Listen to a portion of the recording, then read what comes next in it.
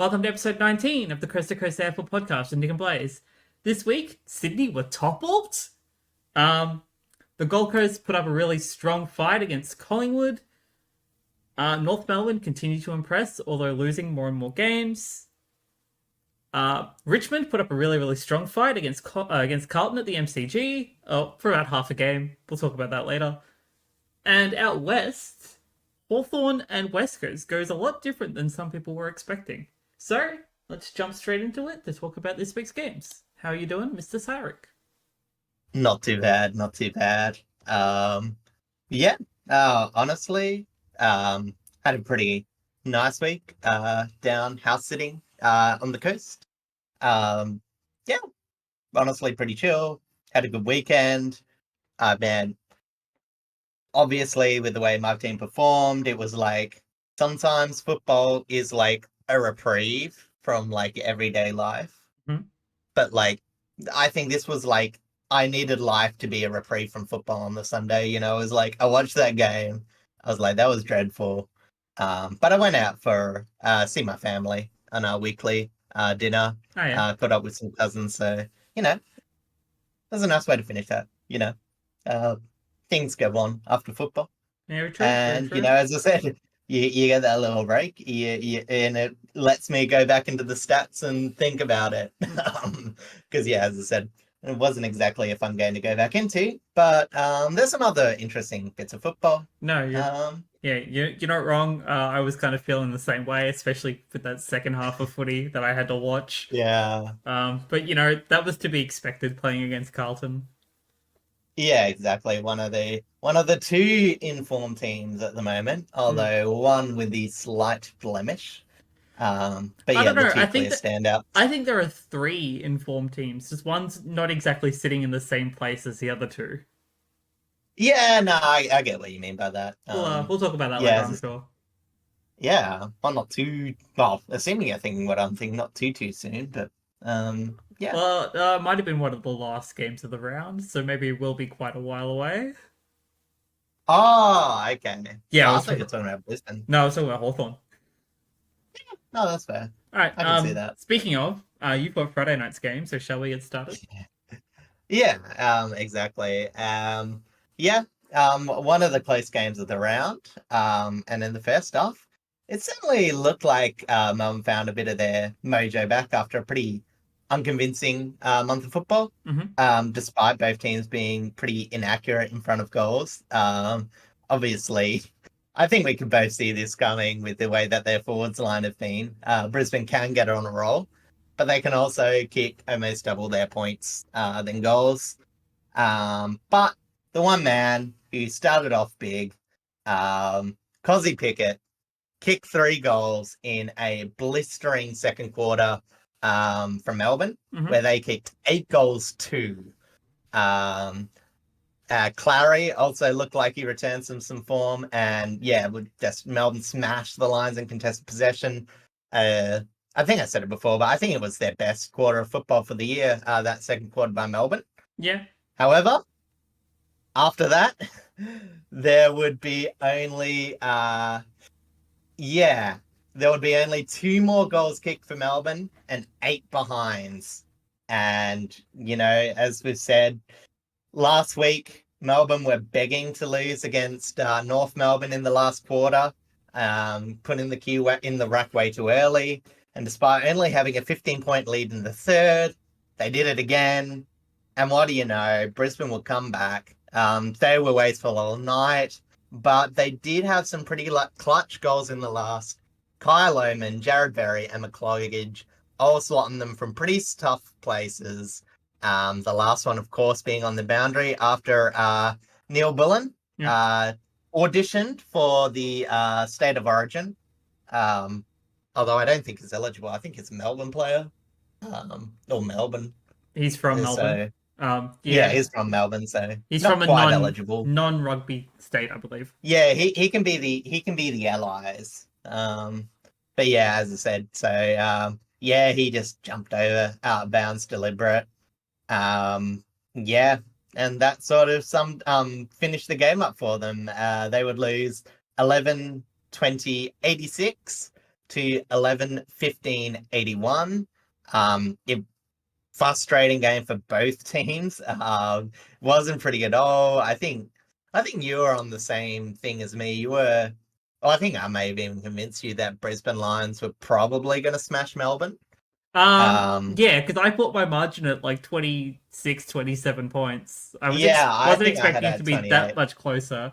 Well, Yeah, granted, it makes sense. Well, yeah, up at the Gabba, you'd expect Brisbane to absolutely have a much better, like stronger contest. But Melbourne also had Jake Lever back, which was good to see because they have sorely been missing him.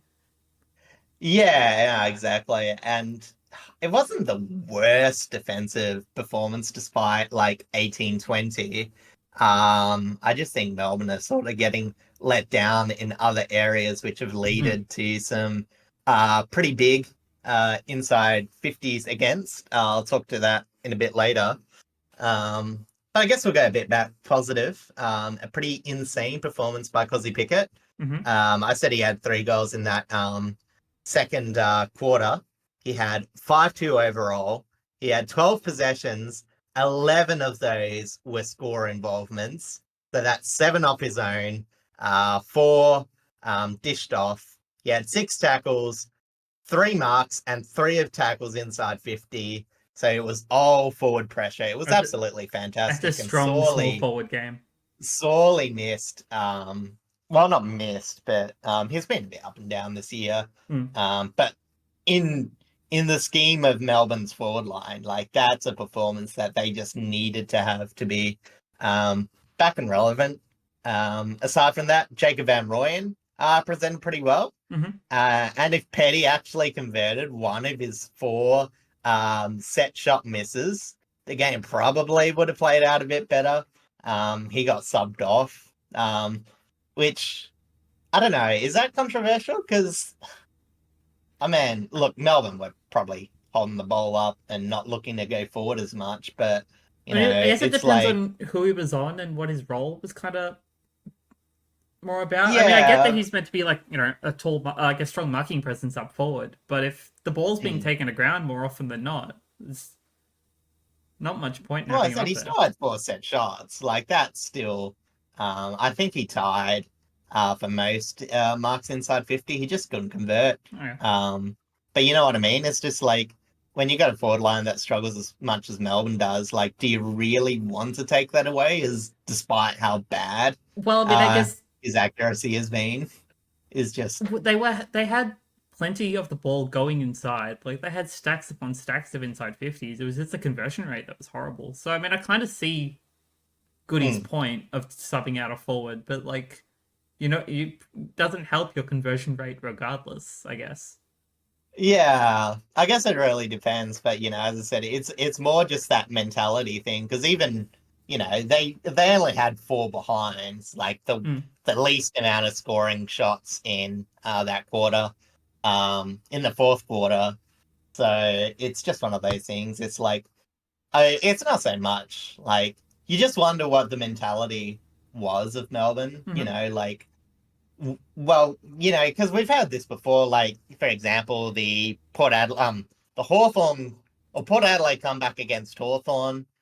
They seem to put the cue in the rack, but like Sam Mitchell after the game and, what happened afterwards, it was clear that wasn't quite a top directive. It was just, players being a bit nervous, going a bit too conservative, things setting up. Whereas like this, in the context of what happened last week, it's hard not to think that Melbourne were just trying a bit too hard to win this defensively. And obviously that just didn't happen.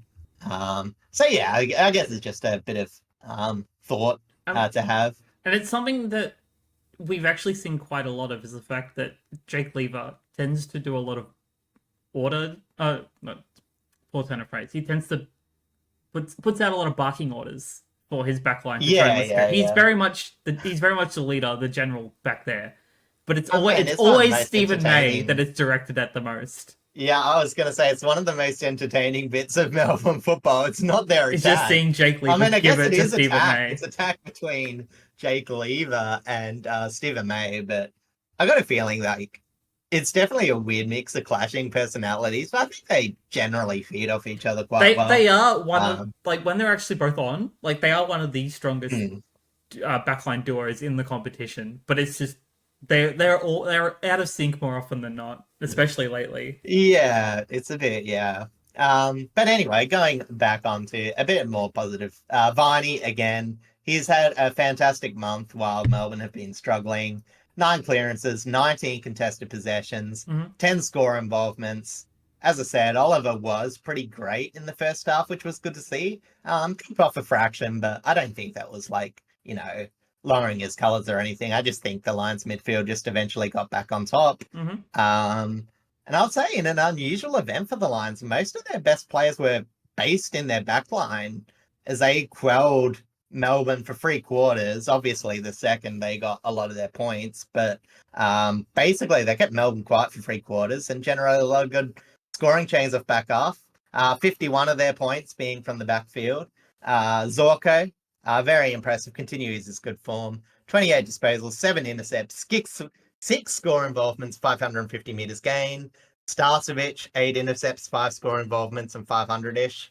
And Leicester might have actually been like the best of the bunch. You know, probably not like threatening best on ground, but might sneak a coach's vote or two. hmm He had 12 intercepts, including 4 intercept marks, 8 score involvements, with 5 being directly started from his own possession, 19 disposals, 85% efficiency. And to cap it all off for the Lions, McCluggage, I thought was very great inside it out. 28 possessions, 12 contested, 11 ground ball gets, 4 intercepts, 7 score assists, and the winning goal. So we're sort of doing it everywhere. And Josh Dunkley, another superstar. That was especially great in the last quarter. 32 possessions, 14 contested, 7 clearances, 10 tackles, and 10 score involvements. And yeah, like it's so hard for this game because as I said, obviously Melbourne just dropped the ball. Mm. Like they, and it's sort of hard because like I felt like their first quarter was probably a bit better than what they scored. They started to wane off like around halftime, hmm but yeah, it was really just the tone of the game in that fourth quarter that would have been so disappointed for them. Brisbane still gave them plenty of chances, even in that last to, rebound off turnovers. Brisbane were not particularly clean the whole night, moving the ball forward. Especially, they're normally a bit more pressure in their forward half, but they just weren't able to quite generate that. Um, and, as I said, it was pretty big because they can't really afford too many slip ups. They're probably at the point where you actually sort of expect them to make the 8. Just with the way that they're playing, they just sneak back in with 34 wins and 21 percentage. hmm Whereas as for Melbourne, it's going to be hard to see them come back in. You won't quite put the line through them, but they've clearly got a problem, and it's their defense just being exposed. They're the 5th worst team for leaking scores from forward half.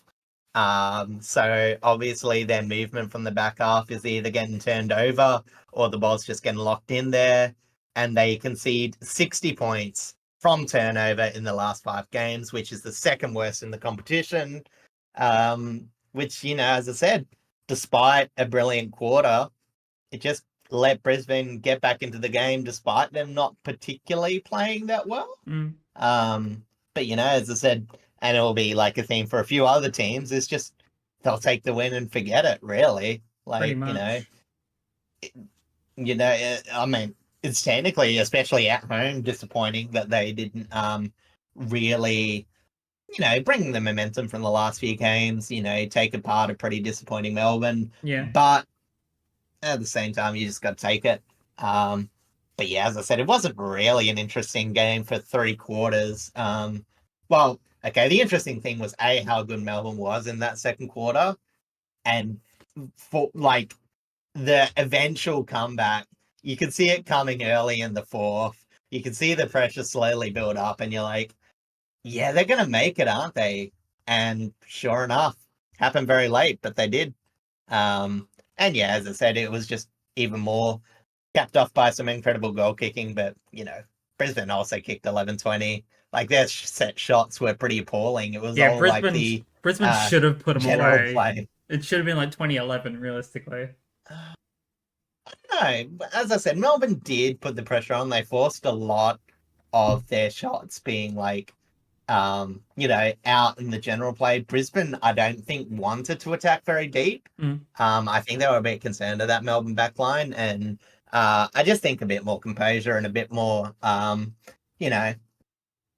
solid entries into their forward 50.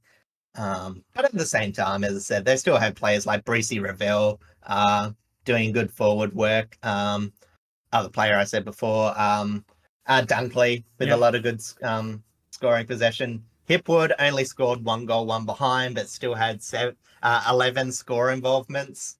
So they still had players in the game, but yeah, as I said, it just wasn't clean for them. It's weird. Like, this game deserved that closer margin. Yeah.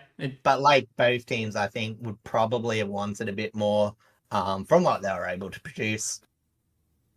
Yeah, no, I agree. Especially Brisbane. But like a valiant effort from Melbourne for keeping it to under a kick for a margin. But as I said, but it's also like they would have preferred to have the win.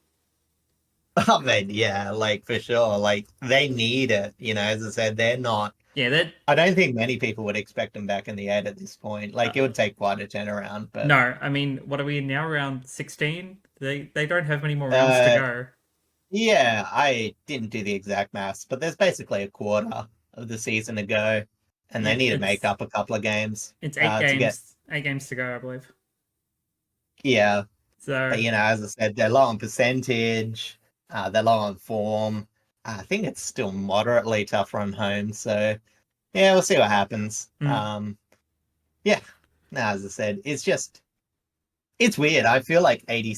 It's like, technically it was high scoring, like 86-81 with more points left on the board. But, you know what I mean? It was just like, it was weird. Like, Brisbane were flukier. Like, the low percentage shots almost outweighed like some of the more general misses. But yeah, Melbourne, I think chains of play just left a lot on the board. Oh, yeah. And, it's beginning to really hurt them. Well, it's already hurt them. It's already hurt them. This last month's been pretty, exactly. It's only going to get worse if they keep performing the way they are. Yeah, well, I mean, hopefully, if they don't get any more injuries, they can patch it up. But yeah, as I said, it needs quite a turnaround. But yeah, I think that's about all that I can really say about that game. Like, it's not like one that either team's going to be looking hope to define the season. Like, they're not going to turn around and say this is the way that we necessarily want to play football. Just a bit of a slog. But an entertaining last quarter. Yeah, no, that's fair enough. All right, Saturday game time, and we are going to start at Marvel Stadium with North Melbourne and the Western Bulldogs. So I didn't actually watch this game, unfortunately, but I kind of wish I did, because Bevo came out with a really interesting strategy this week. He played his 4 tall forwards, but he didn't play them all in the forward line. Big boy forward line. So he had Ugelhagen out there, Sam Darcy, Aaron Norton. I would also technically include Tim English because he does play a ruck as well as a forward role sometimes. Yeah, and it's almost utility. He's primarily a ruck, so he's like not technically counted. And then Rory Lobb. But Rory Lobb didn't play forward. They had him in the back line because of all their backline injuries. And yeah, I didn't actually know that. It worked. I haven't watched much. Yeah. So because when I looked at the report and stuff from this, that was the key takeaway from this is that Bevo played his 4 tall forwards, but had Rory Lobb in the back line off half back, and it worked. It worked out pretty well, surprisingly. Yeah, and it's one of those things where I think the Bulldogs sort of asserted that dominance early. I remember looking vaguely at the score lines, and I'm pretty sure they had like the comfortable lead at halftime, and then they sort of like evened out from there. But yeah, I definitely caught the North Melbourne, I wouldn't quite say off guard, but it definitely exposed a hole that made it very hard, even though they did try and come back to make it. Absolutely. I wasn't all that because there's a pretty big contender for the Brownlow that also had a good game from what I heard. But, I'm gonna mention that. Don't worry. uh, So the scoreline but itself yeah, there's just was yeah. 9-6-60 to an 11-11-77. I'll start with Rory Lobb because he's the first one that I mentioned. He again played off half back to great effect. 16 disposals at 87.5% efficiency. 9 contested possessions, 12 intercept possessions, 8 marks, 4 score involvements, and 100% time on ground. He did not touch the bench. He put in the hard yards. And who knows, maybe if they do have all 3 of their key tools like fit to play in the forward line, maybe this is his new position off halfback.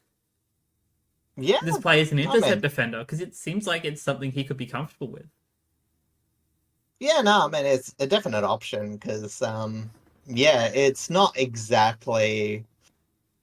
I think it's just like good because, as I said, I don't think the Bulldogs necessarily got as much offense as they probably wanted out of this game. No, I don't think so. Obviously, 11-11. We mentioned the tall forward line, like they didn't even dominate the marks inside 50. There was only 3 players to record more than 2, and 2 of them were for the North Melbourne.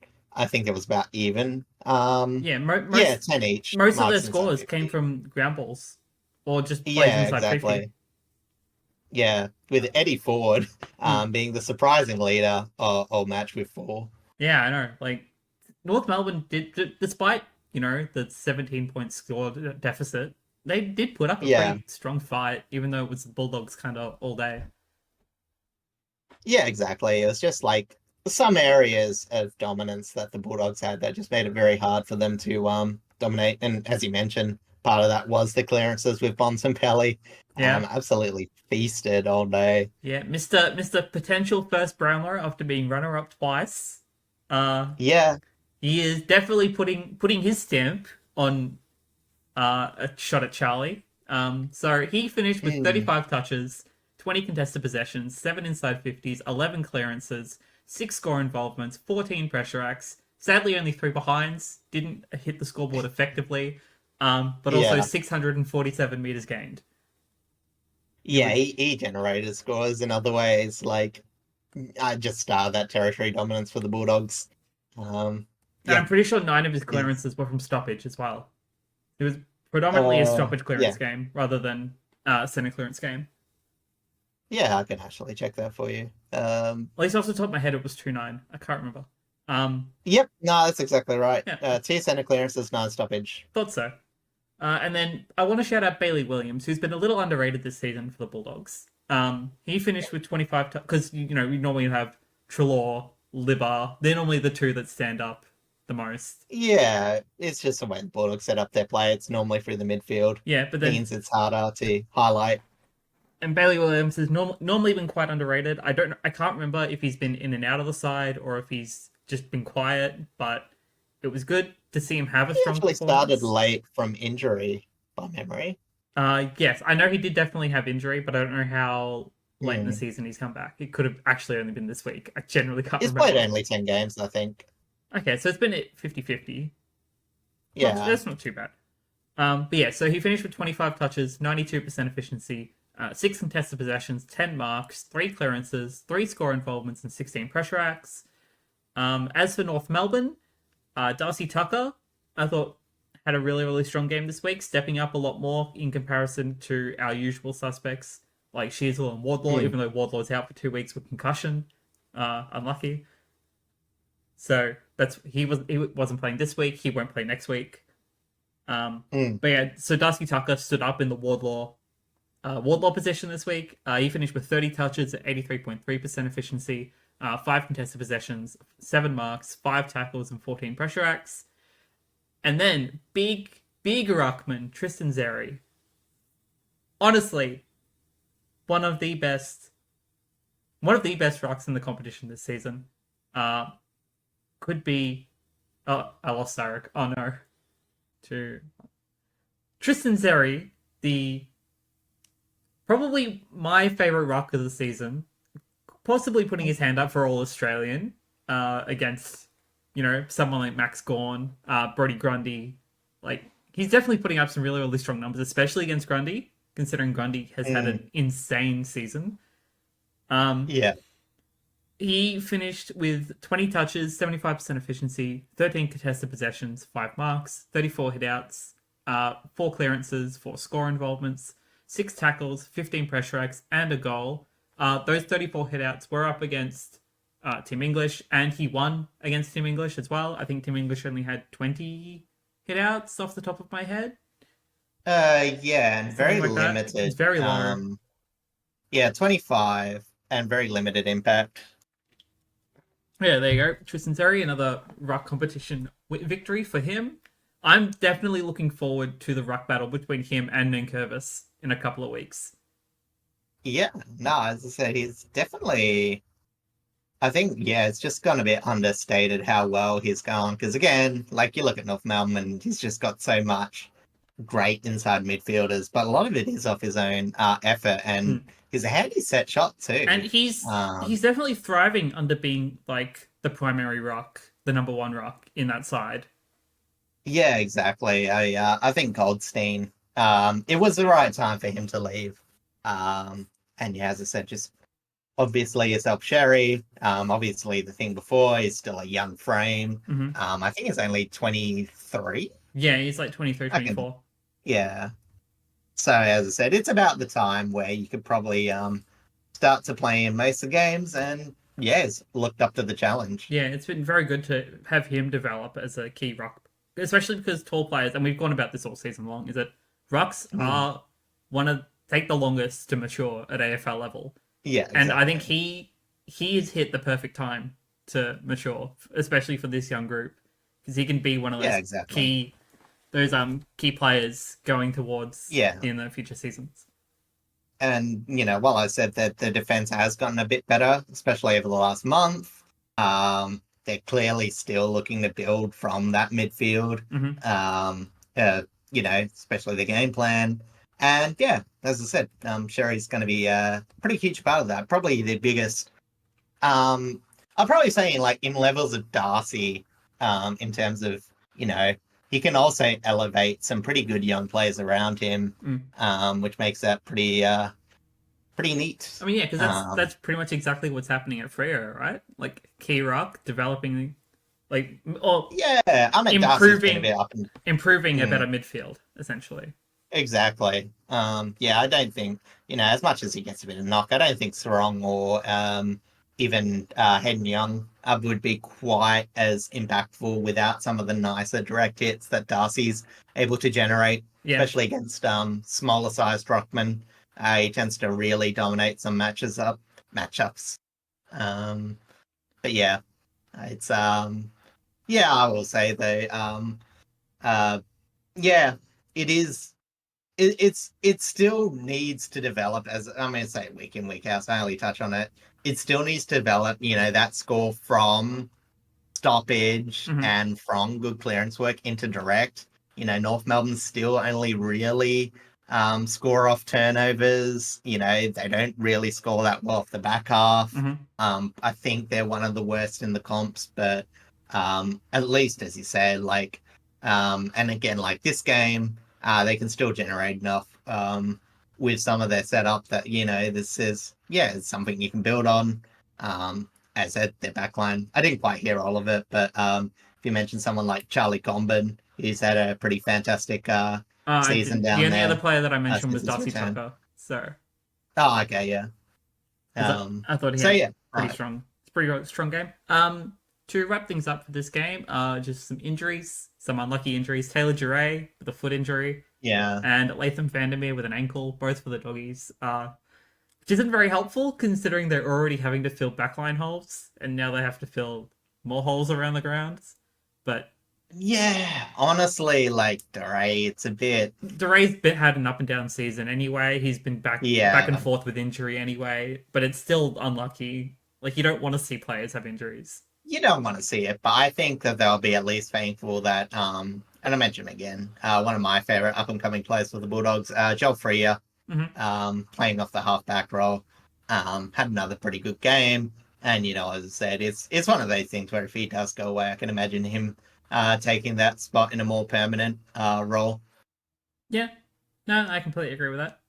All right, you've got the next Saturday game. Shall we roll along? Ooh, I'm excited about this one. This was definitely one of those games that make me excited about football. It is a big one. We talked about it in the title. Um, it will be a top 3 game of the year for mine. I'd be very surprised if a couple others, especially just with the context. We've got a fairly fledgling Freo Dockers. Plenty of good games this season. Not too much against real contenders, and especially not away.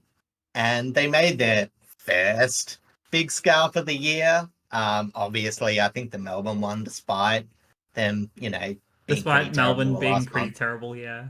I think the way that they went about it, I think that was the first really big one. And held their own against Gold Coast at home, and now have made it free on the, not free on the trot. They had the Bulldogs lost in between, but they staved off a very hot finishing Sydney, who, after being held for the first 2.5 quarters, mounted a pretty terrific comeback. They'll come down to the last kick of the game. Very dramatic storyline wise. I'll get to a bit later, but you probably already know what happened. I saw it. I was Yeah. I was very much watching it. It was pretty sad. But even before that, they kept the much touted Sydney call quiet for the first half, with Grundy, Heaney, and Goulden having very limited impact in that area. In that time of the game. And Freo's Toll generated some very solid marking entries and converted very truly, building up a solid lead despite Sydney trying to flex a bit midway in the second quarter. Basically, they risked back momentum, but Freo defensively just held solidly enough. And it was just sort of the sum up for their game. Freo did just enough to quell Sydney whenever they had forward half momentum, and then they just converted when they did have their own a game plan going their way. There was a hell of a lot of pressure, especially after the half with Sydney's forward half pressure. It limited Freo's ball movement from the back half, which was still pretty solid all day. Created a lot of intercepts, leading to easier goals, which they obviously struggled with in the first half. And it led to a very entertaining third quarter, 7 goals to 5. One of the best even contests, of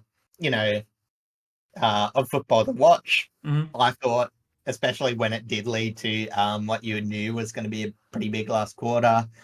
Freo were only allowed 1 more goal from the match after 7 minutes into the last quarter. Sydney just really started to turn on the burners. But I will not say that Freo were passively trying to hold the ball up. They were just defensively stifled and denied. There was still a lot of good positive intent by Freo. So I'm not going to say this was a Melbourne-like performances where they just try to hold the ball up too early. This was just Sydney being Sydney. And Nick Blakey, what a player. Constant stumbling block for Freo's movements. He went off to have a pretty great game. But talking about last quarter heroes, defensively, in coming back from the waffle, young kid in form, Josh Draper, kept Amati quiet most all day, racked a career high 11 spoils, influenced contest, handled the ball like a veteran when he had a lot of pressure on the last quarter. And, I think his effort probably, I won't say saved the game because it was pretty defensively, but yeah, it was just one of the small efforts that held the win.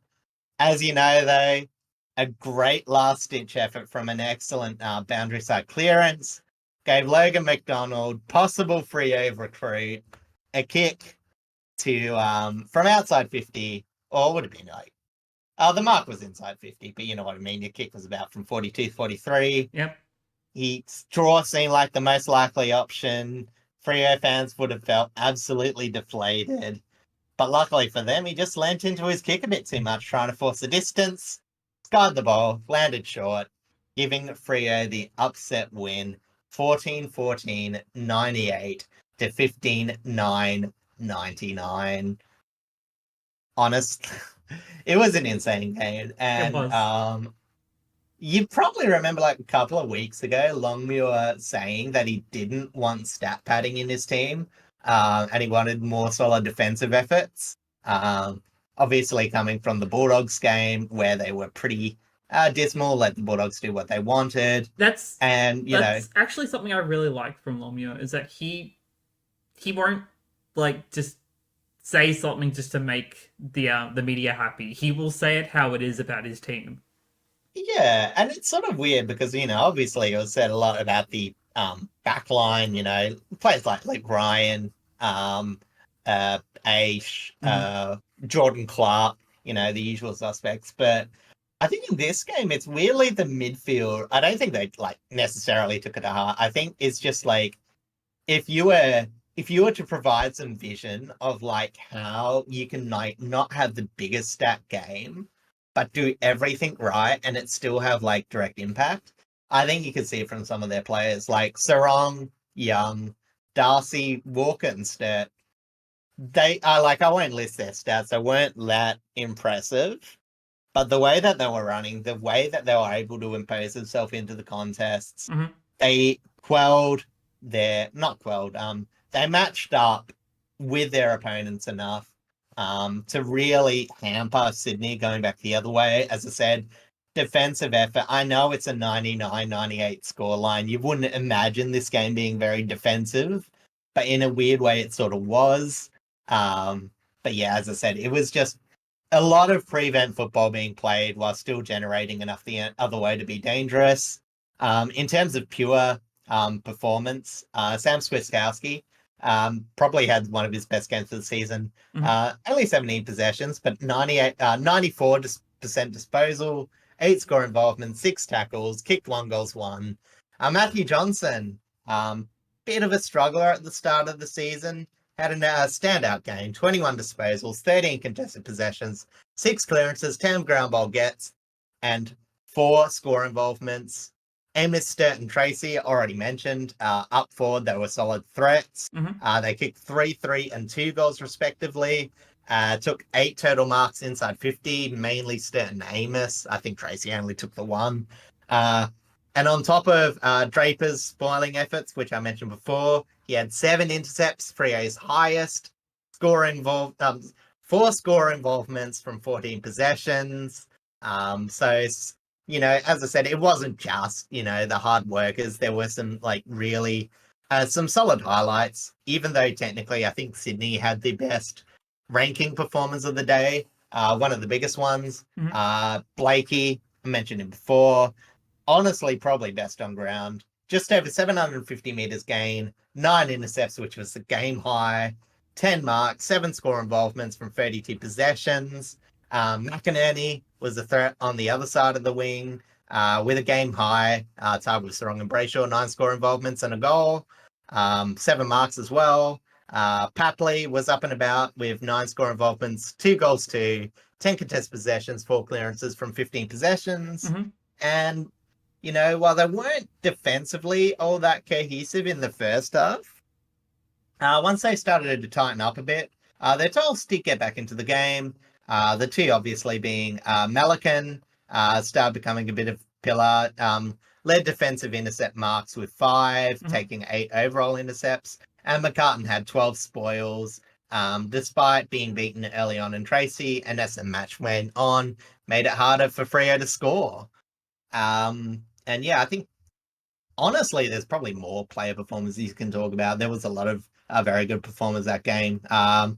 Rowbottom, McLean, Warner, Will Haywood, Mhm. Nat Fife as well. Now, But yeah, can we touch on that just for a minute? Because yeah, sure. I know the media has already mentioned it quite a lot, but he's Mm, not playing the traditional role that he would normally play as a superstar player. He played yeah, a tagging role against Isaac Heaney, and yeah, it's probably the role that kind of fits him the most now. Because he's older, he's not as fast as he used to be, but he's still strong. yeah. Like Well, if it's a position yeah, where his body's gonna hold up, like you may as well put him as a tagger and play more of a team yeah. role rather than an Well, individual role. I will say, like, and we've talked about it this before, like, he's not a pure tagger. Like, he's not doing the defensive run with efforts, and it was quite No, clear in that game that wasn't a priority. But he's his it's not like a tagging hard in this, tagging role at all. no, and I think, what the thing is, in pure contest sense, in the midfield bounce, he goes up against Heaney, make sure, like, A, it's harder for him to get clearances. He's still right, 6 clearances for Heaney, like, it wasn't too bad. He But, wasn't shut down completely. 65% efficiency, he wasn't as damaging. Um, you know, and as I said, it's like, well, Heaney has to come up forward against a pretty defensively good side, Hmm. or he's going to have to try and win the ball against Fife, who's making life very hard for him. Fife had 8 clearances himself, and went at actually a higher disposal rate than Heaney did, which is pretty funny because it's not that known for it. A lot of rinky-dink handballs, but set up a lot of good movement. But you're right, like, it's weird, like, in terms of, like, traditional defense, like, it's not, It's not a Nat 5 type a of pure game tag, you know, either. Like, as exactly. And you're right. Like, in other times, you're just like wondering how Nat Five gets the ball forward. And he would normally take that dump kick out, say inside 50. mm, But no, like, this is Five saying, okay, we really want you to win the ball. We want you to prevent Heaney from winning the ball. And if you can do that, you can give it off to one of our really good performing midfielders, make life a bit easier for them because they are young. yeah, They do get beaten. that's true. But if Five can provide, like, a shoulder to lean on, and he did this very well. Like, as I said, I think that is a very good point you bring up from this match. It just made it a bit easier because, like, as I said, statistical wise, Sarong only 23 disposals, Brayshaw only Brayshaw only 24. 24, even Hayden Young, like, 17. But a lot of those disposals were really good. Like, as I mentioned, Young tied. Oh, sorry, no. Was he? No. Sarong and Brayshaw tied high score involvements. Hmm. Hayden Young had some very nice possessions in there. I don't think his game was as bad as his stat line was. So yeah, no, as I said, it was just a very cohesive effort.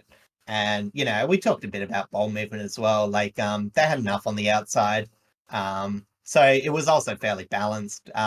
Jago O'Meara was okay. Sam Sturt provides some nice link ups.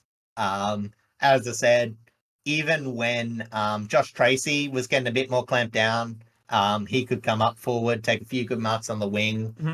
and provide that good link up. And as I said, some of that halfback play was fantastic. Chapman didn't get much of the ball, but had some pretty good ball movement. Brennan Walker, who I mentioned before, despite limited stats impact, actually started a lot of change from halfback. Hmm. Very good fast ball movement. They sort of need him. He makes a really nice mix from their defensive hat. And sort of combined, not as clean, but Corey Wagner too.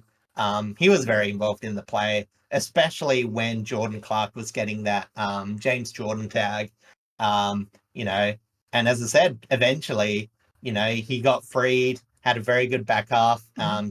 James Jordan going to Sarong, who was impacting a lot, sort of quelled his impact. But as I said, like, it was Sydney reacting to Freo, which is just what you wouldn't expect, as I said. Like, Yeah, I don't want to say is, normally, yeah, Sydney are the ones being proactive, y- not rather than reactive. yeah, exactly. And I'm not saying like this is a badly coached game by Longmuir. If it was, Sydney weren't coming back. You know what I mean? Yeah, But they were able to adjust and come back, obviously. But and as I mentioned, with 15 rounds passed before this game and only one loss, we all talk about specific ways or avenues into beating Sydney.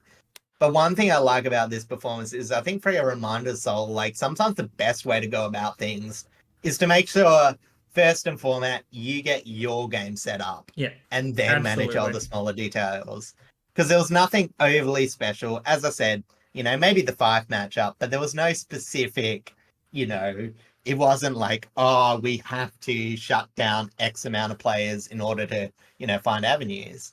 But there was this clear display of discipline, pressure, excellent forward movement. Not always Freya's strong point, but they were able to do that. That just sort of acted as nullifiers of Sydney's best qualities. But, as I said, it wasn't specifically nullifying. It was just Freo getting their game set up and making it harder for Sydney. As I mentioned, their outside to inside ball movement and selective transition meant Sydney couldn't intercept the ball early enough, despite them liking to do that. Their quality entrances were limited from fast plays from the halfback. With Sydney only scoring 3-7 compared to 10-2 from the Dockers. And yeah, so the defensive cohesion without Pearce and excellent midfield pressure led Sydney to just ramp on some insane forward half pressure. Like, it was quite impressive to watch. And it was so amazing that almost won them the game. Like, I felt like I was about to be heartbroken for Freo. I really wanted them to win that. And yeah, as I said, I'm really glad they did. But you can't take anything away from Sydney. Like, just their ability. They've had games where they haven't been able to do exactly what they've won. And then all of a sudden, they've just found a way to get back into the games. Again, most of the other ones going into wins. This one, not quite, but almost there. And yeah, as I said, they're pretty much aware of their need to generate scores in other areas, despite apart from direct conventional scoring. Obviously, Amadi has had an okay year, a bit inflated from that one big game, but still averaging 2 goals a game. But McLean and McDonald, they've had pretty modest seasons for such a high-scoring team. So, as I said, like, it's not as if, and we've mentioned it before, it's like, it's a very, it's like a species, like, it looks like something you can attack, but Sidley know, like, they're a very honest team. Like, they know that that's just not what they're going to get this season. They can cover away from it. And sometimes, as I said, if you spend a bit too much time worrying about it, you're like, oh, if we can, shut down this, that, and the other, their scoring will dry up. No, that just doesn't happen. They've got plans aside from that. But yeah, as I said, if your game is honest enough, you can still keep up with Sydney. Like, they're still fallible. It's just complete. Like, they're easily the most complete side. And they'll be able to take that into finals. Like, honestly, it's scary how much adversity they've had and how much that will benefit. And when I say adversity, I meant in-game adversity. They've been pretty good with injuries. Yeah, of course. But, as I said, like, when things aren't going your way in finals, like, they'll be able to draw back from these experiences, and even in this loss, and, head forward. Whereas Freo, as I said, they're a young team. I don't think they're always going to perform this well, especially away. But how good was it for them to, like, young team backing their style of play, especially last year. You had all the articles of, Freo chipping the ball around too much or whatever. Is Longmuir, like, really a decent coach? I think we've seen signs where their game plan's starting to solidify. Players are starting to believe. They've had injury issues from halfback, but still being able to move the ball from there better than other teams who have, been a cleaner bill of health. So, very impressed with what they're doing this year. Again, probably another year that needs to develop from them.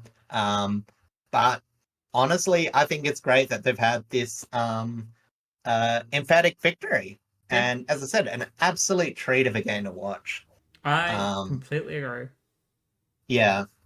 I don't know if you actually mentioned him at all, but I do want to give a brief little shout out to Jeremy Sharp. I thought he had a really good game as well. Yeah. Low numbers according to the stat sheet, but he had a lot of strong presence of halfback. He had some pretty good run going into the midfield.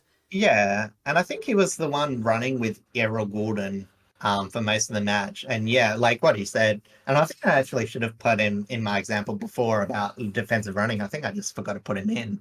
No, it's fine. But I definitely think part of his game, so thank you for mentioning, was just, because he's such a hard runner, because he runs both ways, like, he's still providing a lot offensively, but he's going back defensively. And yeah, as I said, it kept Gordon pretty quiet for the good majority of the game. Obviously, he was just good enough to come back in. But yeah, as I said, you are deadly right. Unfortunately, a bit of shades, with him missing late in that game, the other game where he narrowly missed in that draw with Collingwood. Yeah. But luckily, as I said, it didn't happen twice to him. Freo got away with the victory. I would say got away. I mean, I wanna propose a quick question to you. Yeah, sure. Is he possibly the best pickup of the season? Ooh. Because I mean, no. yeah, because you got, Brody Grundy to kind of compare yourself to. Brody Grundy, in terms of pure stats, in terms of importance too, I think it's hard to argue Mackay for Essendon. Mackay for Essendon, Is Brody he Grundy one for of the Sydney. smartest pickups? Probably. I mean, he fit exactly what Freo needed. And as I said, they missed that wing position. Obviously, Liam Henry goes. To St Kilda, who currently anyone do not rated. Look very good anyway. Yeah, exactly. And no one I didn't rate Jeremy Sharp. Is a very potential player, possibly even a bit misused at the Gold Coast. So, in terms of recruiting, you got to give Freo a bit of credit for this pickup. It's like I can see why you bring him up. It's like actually, I'm going to talk about him a bit later, but I'm going to just bring him up now whilst we're on the topic of good pickups. Orazio Fantasia. Do you think he's also up there as one of the better pickups of the season? I don't think it's been consistent enough this season, but in terms of providing depth to a young Carlton small forward line, I said it's just sometimes you got to take a bit of a risk and back your belief into building players, because it's one thing to bring in high value players. You splash a bit of money for them. I just remembered another one as well, and it's another former Essendon player too. Yeah. Ambrosio, who's at Hawthorn. Yeah, Massimo. Yeah, exactly. So there's been a lot of good movement. And as I said, it goes to show, sometimes, as I said, you can bring in the best players. You can open up the war chest. But if you don't develop players, as I said, you're missing out on some nice cheaper options to fill in your holes. As I said, it's just a bit of smart recruiting. I didn't imagine when I was looking at Freo's depth that Jeremy Sharp would come I up would as one of expect the him to play I would have thought 3 games this year. Honestly, if you had me guess, I thought they would have to do a bit of movement, maybe put Aish or John Clark on the wing. But you're right. As I said, he gets better. Matthew Johnson, as I said, looked pretty mediocre at the start of the season. Now he's playing a fairly solid inside and out game. You know what I mean? So, they've got a bit of belief in their players. It's patchy, but you can see where the growth's going to come from. And, as I said, priest in the pudding with this win. Took one against the most impressive team in the competition. And not only did that against them having periods where they're playing the game they want to. Yeah. Because one thing if Sydney just had an off game, even the Richmond game, Sydney still had impressive bits, but they were definitely not. That was also much earlier in the season too, before we knew how strong they were going to be. Exactly. This is Sydney after 10 games in a row? 10 wins in a row. 10 wins in a row. So, but, not as much as Port's 13 last year. So clearly Port 2023 was better than 2004 Sydney. I'm sorry, but how are Port performing at the moment? It's tomorrow's problem. Yeah. Well, actually, we're about to talk about it soon anyway, so maybe it's soon's problem. Finish, yeah. All right. Yeah, I got probably a better game before that. Yeah, we do, and I'm going to bring it up now because we're going to go up north to the Gold Coast, to People First Stadium for the Gold Coast Suns versus the reigning premiers in Collingwood. To a pretty surprising fight back from Collingwood in the last quarter. Surprising, Gold Coast had control pretty much all afternoon. They did losing it a little bit in the third, then they gained it back up again, and then Collingwood just had a hard fight come back, similar to pretty much what they did to North Melbourne. But Gold Coast held on, and credit to them. Like Collingwood, pretty much at near full strength again. Like Yeah, they had, exactly. It's like only they had Degoe back, which is massive for them. They had, both the Dacoses were performing really, really well. I know, yeah. Nick Dacos has had a couple of tags over the past couple of weeks. It's dipped off slightly where Josh Dacos has gone up in comparison. But like their midfield pretty much at full strength. They're still only Yeah, really Scott missing, Pendlebury coming back. yeah, Pendles as Um, well. They're only really still missing Mason Cox in terms of ruck yeah, work. definitely. Darcy Cameron's still doing his best, being the sole ruck. He had a really, really good game against Jared Witts, which I'm going to talk about in a bit Mhm. anyway. Um, but yeah, like Collingwood nearly at full strength, nearly pretty much at their reigning premiership sort of side, and Gold Coast held on, had a strong defensive game in the last quarter to keep them back, and it allowed the scoreline to be a 11-point deficit. So I was gonna say because it's like I think I don't know sure if I did say it because I sort of joked like what would you be backing in like Gold Coast Suns at home or Collingwood I if it was a less than 10 point margin I and you to I your backed credit in you did say Collingwood. Gold Coast. I No, you said Gold Coast, didn't you? Oh, initially I I might tipped have Collingwood, so I tipped yeah. Collingwood because I thought them Okay. at full strength or near full strength would have been enough. Yeah. But Suns can win at home, they just can't win away, and currently that still continues. Yeah, So well, I this, mean, it's going to be such a pivotal point of their season. Like the first one to happen, like either they lose at home, I feel like they like miss out on finals. If they win away, I feel like they make it. And I know it's a very reductive thing to if say, they're but able to win it does away, feel like that. especially like, granted, they'll probably end up having to travel interstate but not Victoria for their finals. I'm going to be Yeah, honest, just because of, like, granted, there's still way too much shifting going on in the top eight. We still don't really know where it solidifies. yeah, exactly. Um, but my suspicion is that they'll probably have to play either in Sydney or like maybe in Perth against Freo. Yeah, exactly. Yeah, But if they're going to make top eight, that is. So yeah. I they mean, might wait not and even they see, might but like not even play a final in they might, Victoria yeah, they until like might, week or two. they might finish 7th and 8th and not really have that be relevant. So Yeah, but it's like, but like, to their credit, winning against the reigning premiers at home, still a good sign. So scoreline oh, was 14 fantastic. 17 101 to 13 12 90. Pretty poor in accuracy, like pretty much all over the ground, but it's a win's a win in this A case. few clubs can say that this Yeah, game, can't we?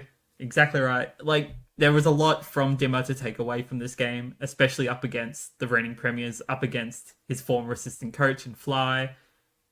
Hmm. And to Gold Coast credit, put on a pretty solid performance. Noah Anderson, Dimmer has said a lot about Noah Anderson and Sam Flanders, like Hmm. how he wants multiple of them all across the ground because they're that good. Um, Yeah. but I'm going to talk about Anderson specifically. He finished with 39 touches, 76.9% efficiency, 13 contested possessions, 7 intercept possessions, 8 marks, 6 clearances, 8 score involvements, 5 tackles, and 24 pressure acts. He stood up, whereas I think Matt Rowell was actually getting tagged. Took Yeah. Miller had a little bit more of a quieter game. He still put up pretty impressive numbers, but I think Anderson was the star out of the usual quadrant or usual quad Yeah. that roams the midfield. Ben King, 4 goals from 8 touches, 75% efficiency, Hmm. 4 marks, and 5 score involvements overall. 4 being of his own, 1 being from a Yeah. teammate, obviously. And then Jared Witts, as I mentioned before, he won the rock contest against Darcy Cameron. He finished with 19 touches, 10 contested possessions, 6 marks, 32 hitouts, 3 clearances, 7 score involvements, and 16 pressure acts. Very, very strong veteran performance, especially. Yeah. And I saw he got a like nasty knock in the back of the head in the last quarter too. Yeah, it was And pretty rough. came back up. I think it was might have been more. It was Possibly, one of the blondes. probably it was probably more. Moore had a pretty Yeah. poor game. I'm gonna be honest.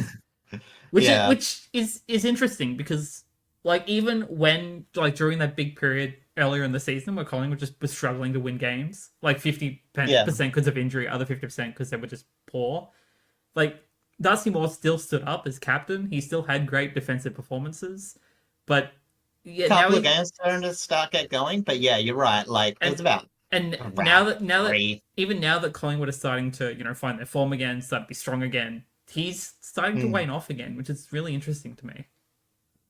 Yeah. Well, I mean, Collingwood defensively, like as I said, I didn't exactly watch the game, but when you look at the shots, like a lot of Gold Coast misses were from set play. Like they scored 8-4 from set shots. A lot of them relatively straight in front, a lot of them fairly close to goal. Like you know, um, it wasn't a dominant defensive display from Collingwood in terms of just pure optics. Um, but credit to Gold Coast is what we've been saying, like they've been a bit weaker on ground, and I know they missed a lot, but at least those general play scores were generated, and B, like their forward line's starting to get a bit of movement. And as I said, like you can say like Ben King obviously spearheading that forward touches, but again, it's like some of that movement allows for other players. Like Sam Day, like he kicked 1 goal, but Mm. obviously his last few weeks have been pretty good. Ainsworth is pretty damaging Ainsworth had a because great he's game. also fast. Yeah, he's also very fast and hard, like, because, he breaks away very quickly. Like, he doesn't even always start forward. Sometimes he drifts up. Sometimes he starts more forward. Hmm. As I said, he's a very awkward person to try and match up against, and loquacious. If he converted a bit better, as I said, he would have absolutely smashed up whoever he was on. Yeah, Probably Hal, I can't I'm remember who it guessing. was on. I think it was on How. Yeah. Yeah. So yeah, as I said, it seemed like Gold Coast at least defensively had their setup for most of the game. Hmm.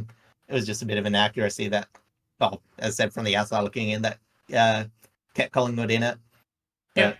But a lot of good things, like in terms of structure. Um, but yeah, No. it's Yeah, I agree. Um, generally impressed. as I mentioned before, Jordan De Goey came back into the side. I can't remember if it was this week or Mm. last week, but he looks good. Like Yeah. he looks pretty much back into 100% fitness, which is great for him and great for the team. He Mm. finished with 21 touches, 76.2% efficiency, 7 contested possessions, 5 clearances, 11 score involvements, 14 pressure acts, and a 2-1 scoreline for himself. And then, um, probably pretty underrated player. He's been talked about a lot more this season. If even though I hate Collingwood with all of my heart, have to because I'm a Richmond supporter, but I do really really like this player. I actually really really like Jack Crisp. Um, Hey. he reminds me a lot of Jack Graham during our premiership period. Strong tackling ball, um, hard on baller, always is able to actually run with the other on ballers in the midfield, able to tag him as well if need be. Mm. That's why I like him so much. And his stats also show as well that he had a really, really strong game. 17 touches, 8 contested possessions, 6 inside 50s, 7 clearances, 4 score involvements, 9 tackles, 26 pressure acts. Yeah, exactly. Like, it's just that harder edge that Collingwood, I would say lack, but it's definitely some, like as I said, their best inside players are prettier than they are hard. Yeah. And that's like not a knock. That's just, the way they're set up. Um, and as I said, but they do rely a lot on Jack Crisp. If he goes hard, it allows the other players you know, to get that outside ball receive, dish off better, Mm-hmm. and as I said, keeps them in the game for longer. Um, but yeah, no, it's as I said, I think I agree with that. And Um, I also want to shout out to Myercheck. I thought he presented well. Had a strong presence up forward, despite not having as many like forward targets. Bobby Hill as well always puts in a good performance. Jeremy Howe also had a good performance. He normally does. Can't fault him too much. And then just to kind of wrap this up, Beau McCreary was there in the injury, calf injury. Don't know how bad it was, but might be out for a couple of weeks, or it could have been tightness. I didn't 100% check on it. yeah. But yeah, Um, Unfortunately, big loss in terms of Collingwood, in terms of forward pressure, because they do make a lot from it. Braden Maynard apparently went off with a corked thigh too, just according to the stat sheet. So he may or may not miss next week. Probably not. He can miss. Ah, Bit of spite as on I that one, said, but that's fine. yeah, no, I felt it. Like as I said, that felt as sharp as a cheap Braden Maynard hit off the play. You are not wrong. All right, shall we head back south to the Oh yeah, town? I say town to Adelaide, the city of churches. yeah, and I'm gonna be a bit shorter with the last two wrap ups, although Adelaide probably deserve um a bit more kudos. They won quite comfortably 13-16-94 to 12-6 78. But I don't really think there was any real point where I think GWS were going to win. I think their only lead was a bit in the second quarter after a pretty shaky start with conversion by the Crows. But yeah, they were very defensively solid, especially in the second quarter, which, yeah, set up the win for the Crows. GWS got a lot of possessions in their defensive half and yet really struggled to do anything with it. As I said, GWS in generally have struggled in generating shots, despite the good conversion in this game. Saligo and Berry continue to patch up Adelaide's midfield holds with incredible efforts. They both generated over 30 pressure acts. Which was only one of three players to do that this week. So they were one of three, I think, in terms of pressure acts. And they got 13 tackles altogether, as GWS could not generate anything out the centre. As we've been saying, their inside midfields, I think, has been really struggling to, get a lot out of some of the good work there. I will say Tom Green had a very trying day, but had very little support in the stoppages. Keys and Rankin put on a heap of forward pressure as GWS, as their forward line is definitely starting to click now, even before the return of Phil Thorpe, which should only be 1 to 2 weeks away, depending on how long they want to put him in the sand, Phil. I'm just gonna quickly dissect here. I tipped Adelaide to win this game, and that was Yeah, purely based on I the did. fact that Tex was back, because that means they had some sort of predominant forward structure. Because that's something that they've been missing since both him and Phil Thorpe have been out the entire season, pretty much the entire season.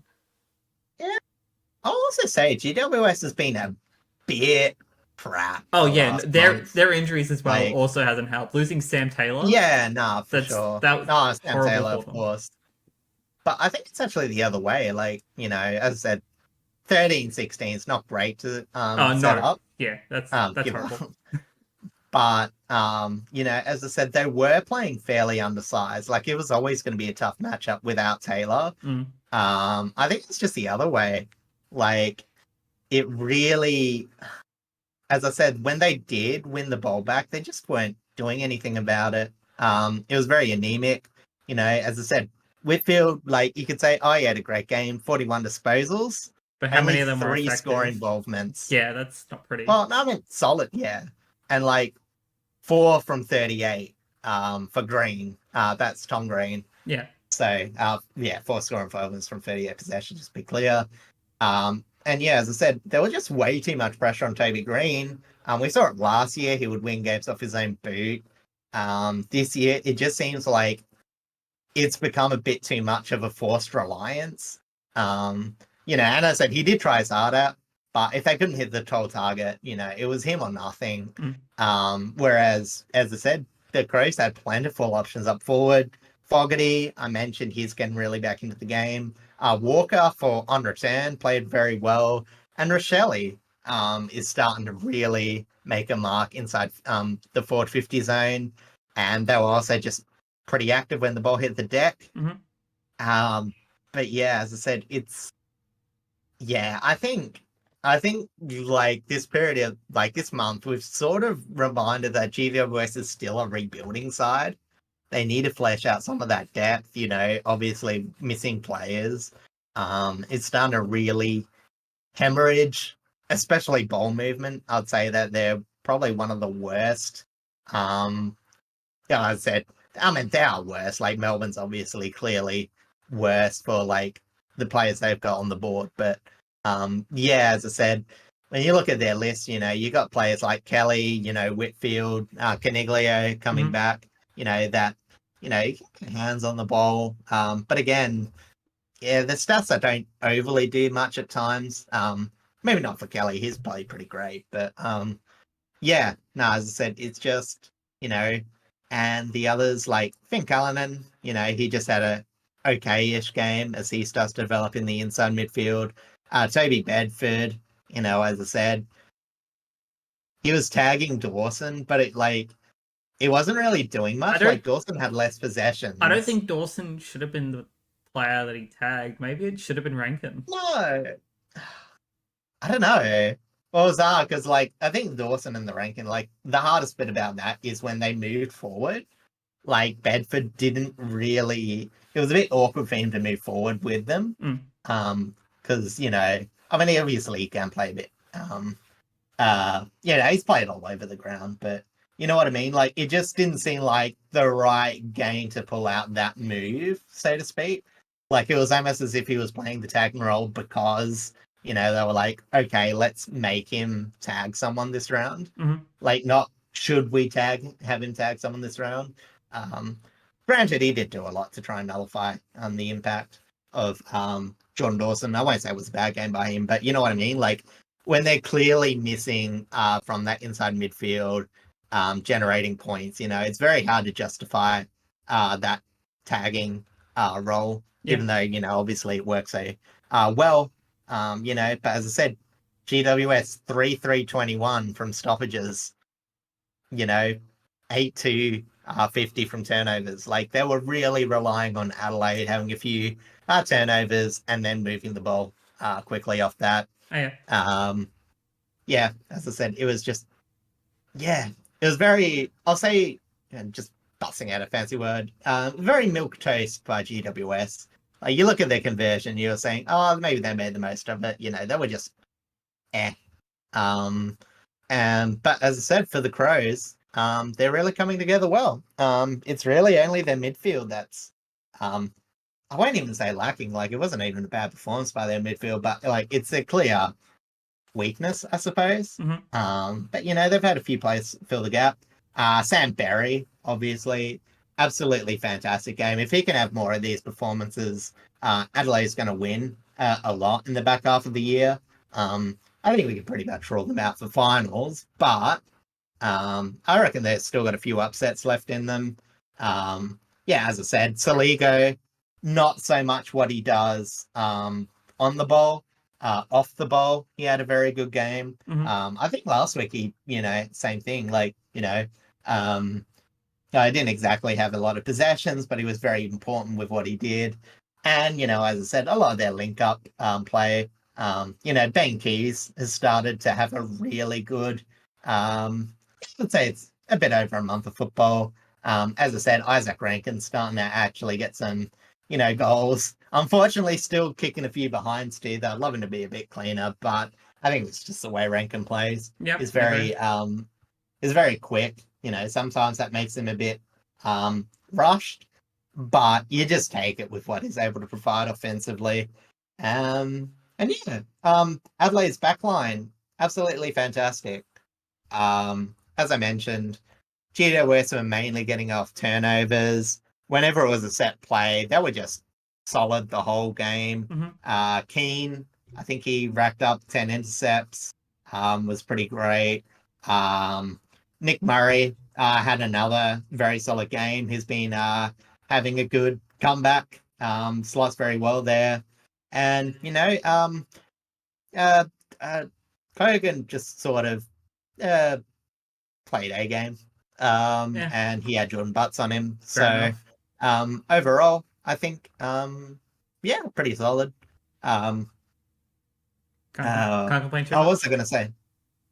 Yeah, no, it was very good. I feel like there's another point I was going to make.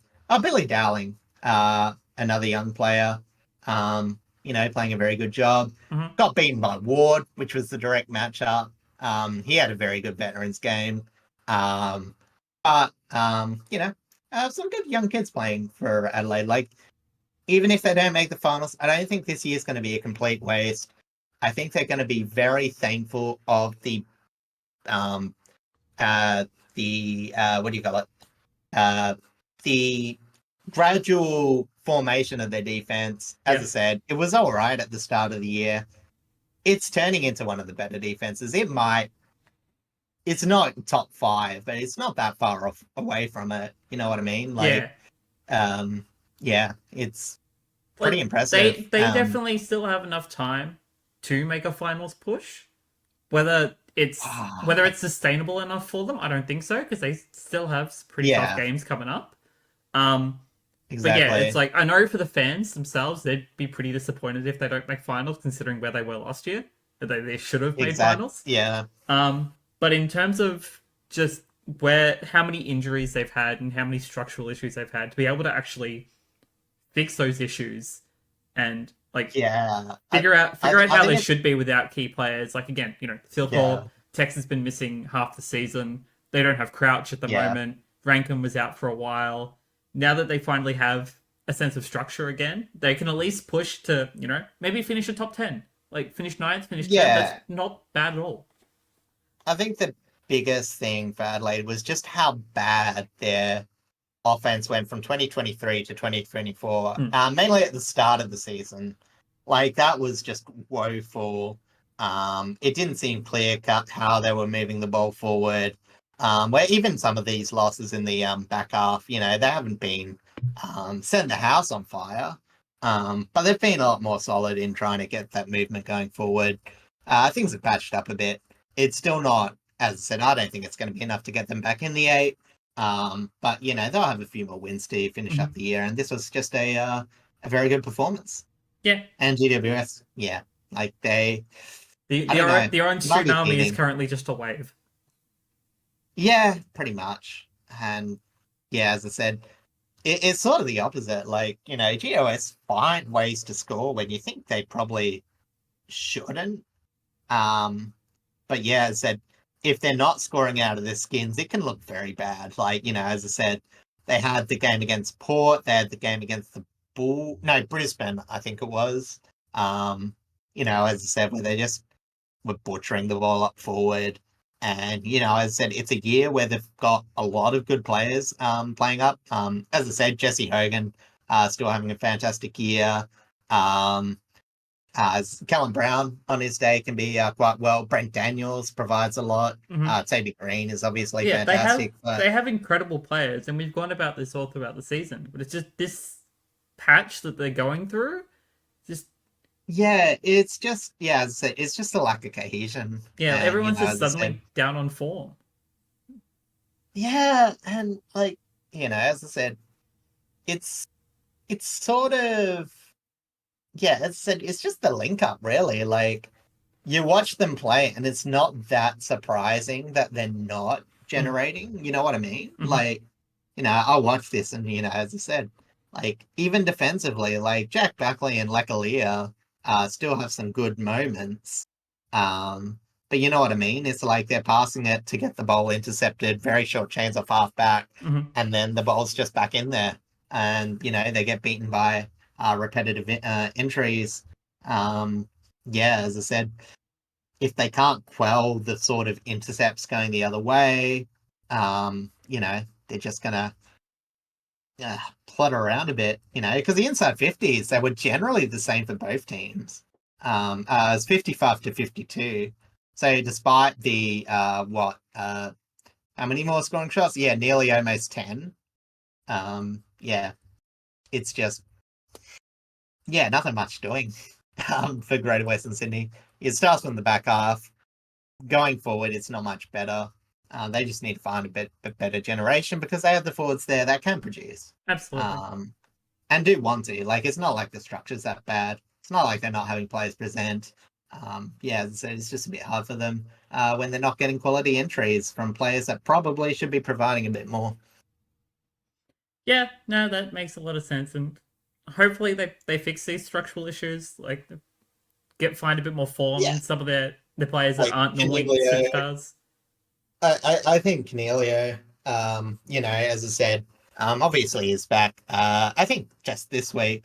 Yeah, he came back this Actually week. was, yeah, I think it's very important for him to get a few games because I think that's a player that generated a lot for them when they were going well. So, hopefully it might just take a few more games.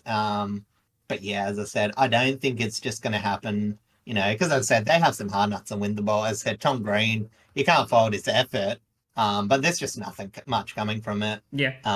You know, as I said, despite him having like he had like 15 ground ball gets, yeah, 14 ground ball gets, 17 contested possession, but not that much generated from it.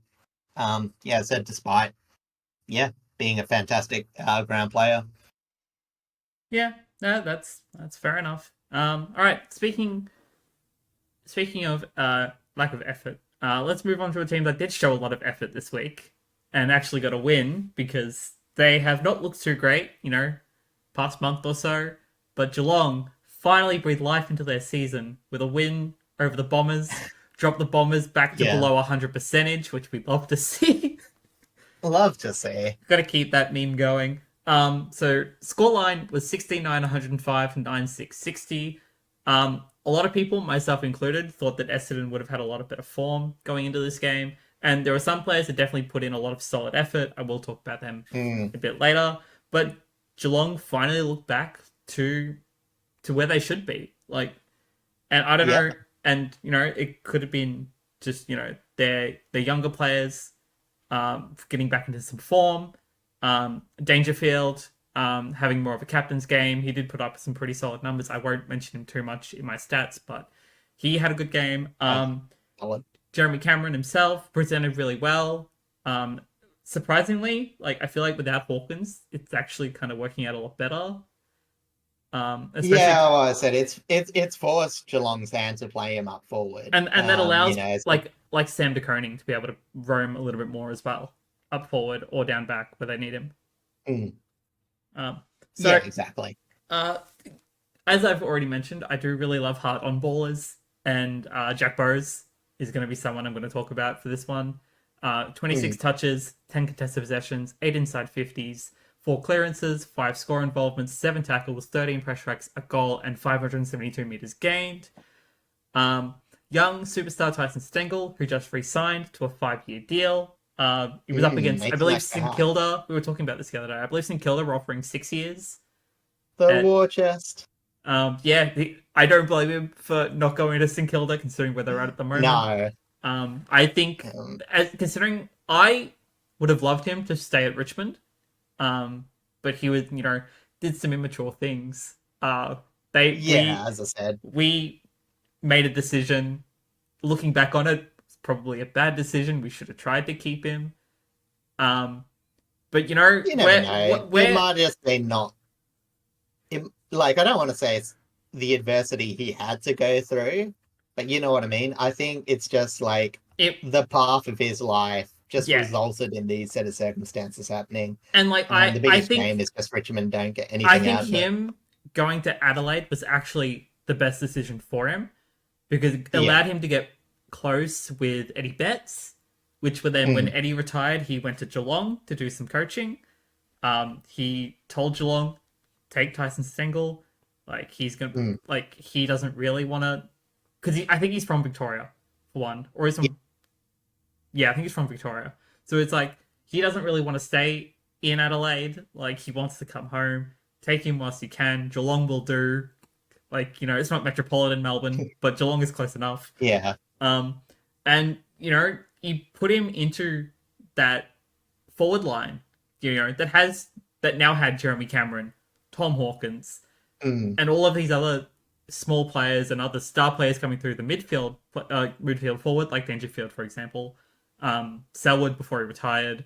And it's suddenly a pretty much a 10 out of 10 forward line at that time. And yeah. this and And this look, is it's still where pretty this is dangerous where he now now. thrives as well because he has pretty much everything that Yeah, he wants, and you love to see it for him. So anyway, yeah, exactly. bit of a ramble, but It's all good. Stengel, 3 goals from 10 touches, 70% efficiency, 4 contested possessions, 3 marks, 5 score involvements, 14 pressure acts. Tom Stewart wasn't tagged this week. after is also back in form, which is good to see. As much as some people have their own opinions of Tom Stewart. Some MRO related. I might have one of those anyway. 23 Yeah, come on. touches, 9 contested possessions, 5 intercepts, 8 marks, 4 inside 50s, 4 clearances, 6 score involvements, 5 tackles, and 18 pressure acts. Pretty much the same thing he's always been doing. He just was able to actually star this week. He stopped a lot of hard attack from Essendon. Mm. A lot of Essendon's inside 50s were pretty much stopped by him playing an intercept role. Yeah. A lot of his plays were also stopped. Like he stopped a lot of plays on the wing as well, so didn't even get a lot of inside 50s. Yeah, and it's like one of those things where he didn't have as many intercepts, but the intercept marking, which is like the main reason, because they got other players that can generate intercepts. Yeah, And it's he's an his intercept ability to player. He's play a freely and spoiler, one dictate, percenter. yeah, it dictates entries as well. It's Absolutely. like, okay, if you're gonna put the ball inside 50, you're gonna make sure that it's gonna enter a certain way. It can't be behind loopy, otherwise, it's just gonna go into my paws. And there's another intercept player that I'm going to talk about a bit later that pretty much does the exact same thing. But going on to Essendon now, there are a couple of players that I definitely want to point out. Jai Caldwell and Nick Martin being the two main Mhm. ones.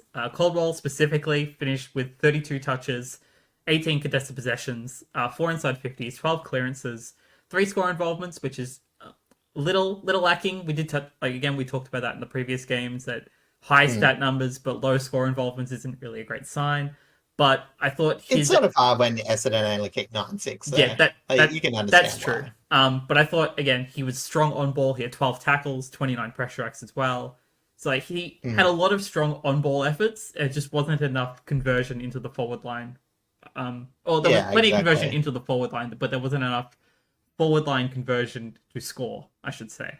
Exactly. And then It's Nick like, Mart, Essendon skills kicked 5-2 from stoppage, which was actually the same as Geelong. So you yeah, can't really say that's an area of bad, um, but it definitely you could have know, been better. person. Oh, yeah. And I then said I'm just quickly looking at the scoring thing. And it's like, what could have been better is Geelong got 11-7 off turnovers. So, well, there you go. if you're looking for an aspect of the game to patch up, yeah. There's one right there. And then Nick Martin, lively all evening, 27 touches, 6 contested possessions, 6 intercepts, 10 inside 50s, 8 pressure acts, and 565 meters gained. Mm, Hard running on ball yep. pretty much all evening as well. Yeah. And there was nothing more. There was nothing too much more to really note from that game. I'll be honest. Again, it's just Geelong finally getting back to their best. Essendon severely underperforming. Again, I thought Mackay played decently well. I believe he might have been on Cameron for most of the game. I can't remember. Tall on tall, kind of makes sense Yeah. in my head. Oh, there was No, or he's actually according to fan footy, which I just mostly look at for things. He was on Neil apparently. oh yeah, So Shannon Neal, who's well, I thought also had a really good game, being an up and coming forward player. Currently taking yeah, the he's role of shown signs. Hawkins, and if Hawkins retires, Neil will probably take that number 2 role anyway. Um, so I mean, Geelong look good. Definitely have some of the younger players coming up to provide a lot of great support to their veterans, especially Cameron, who's had a bit of a 50-50 year in the forward line, has had to play up the ground a bit further Mm. rather than play deep. Um, Again, Tyson Stengel, strong, small player. And then you've also got, you've got your Brian Myers, you've got your Rad Close, you've got other players who are able to play up as well. Sam De Koning, who's able to rotate through the forward line as well as the ruck. There's Geelong have a lot of good signs. Essendon, a lot to work on, especially like Yeah. I do think I also think Xavier Dersma. I also had a decent game, but definitely could have had um a lot more involvement in terms of scoring. I know normally he's just a hard runner on the wing, but Yeah. his conversion from wing running into inside 50 efficiency wasn't all that great. So there's definitely some areas they could have improved. Again, Stringer, Langford, they were quiet pretty much all evening. Although there were a lot of I know Iblis has been kind of strong against this, but there were a lot of umpire issues, especially in this week's game. Again, like, we've talked all season about umpiring issues. It happens in Yeah. every game. There was definitely a few in the Richmond game that I'm going to talk about soon. Oh That yeah, I had like some issues with. You had issues in the Port some in the game. port. Yeah, Yeah. no, definitely. But Look, I think a lot of it's consistency, and I saw some of the highlights, and yeah, so some of the decisions in the third quarter were shocking. mm, Um, do I think that that they Essendon cost should them the be an game? iota? No, No, like absolutely not. it's just annoying to deal with. It's not great as a fan or even as a neutral to be watching a game and feeling like, you're just confused by the umpires week in, week out. A lot of it too is to do with communication as well. But And like I made yeah, the mention I of think, it this morning, is that like, and Shorty did this too. It's like the game is in a great position right now for the most part. It's the umpiring, it's the higher ups, it's all of this outside noise yeah, that's kind of exactly. making a mess of it Yeah, exactly. I mean, look, we've got one of the most even competitions, since, well, I think for even a the while. last decade. I think, like, in modern football, it's so amazing how competitive the lower teams can be. Mm. Yeah, teams in the 2000s and all that, they get belted by, 100 points nearly every game because they don't have good key defenders and everyone just plays one-on-one. And, as I said, they just get belted. Whereas nowadays, they've found ways to plug holes transitionally. We're out of the dire floods of the early 2000s and 2010s. So there's still enough free flowing ball movement. I must credit some decisions the AFL has made in terms of that. But yeah, no, I said it's good, watchable football. But yeah, as I said, it's just, yeah, it's hard because, like, I think the umpiring's a hard job.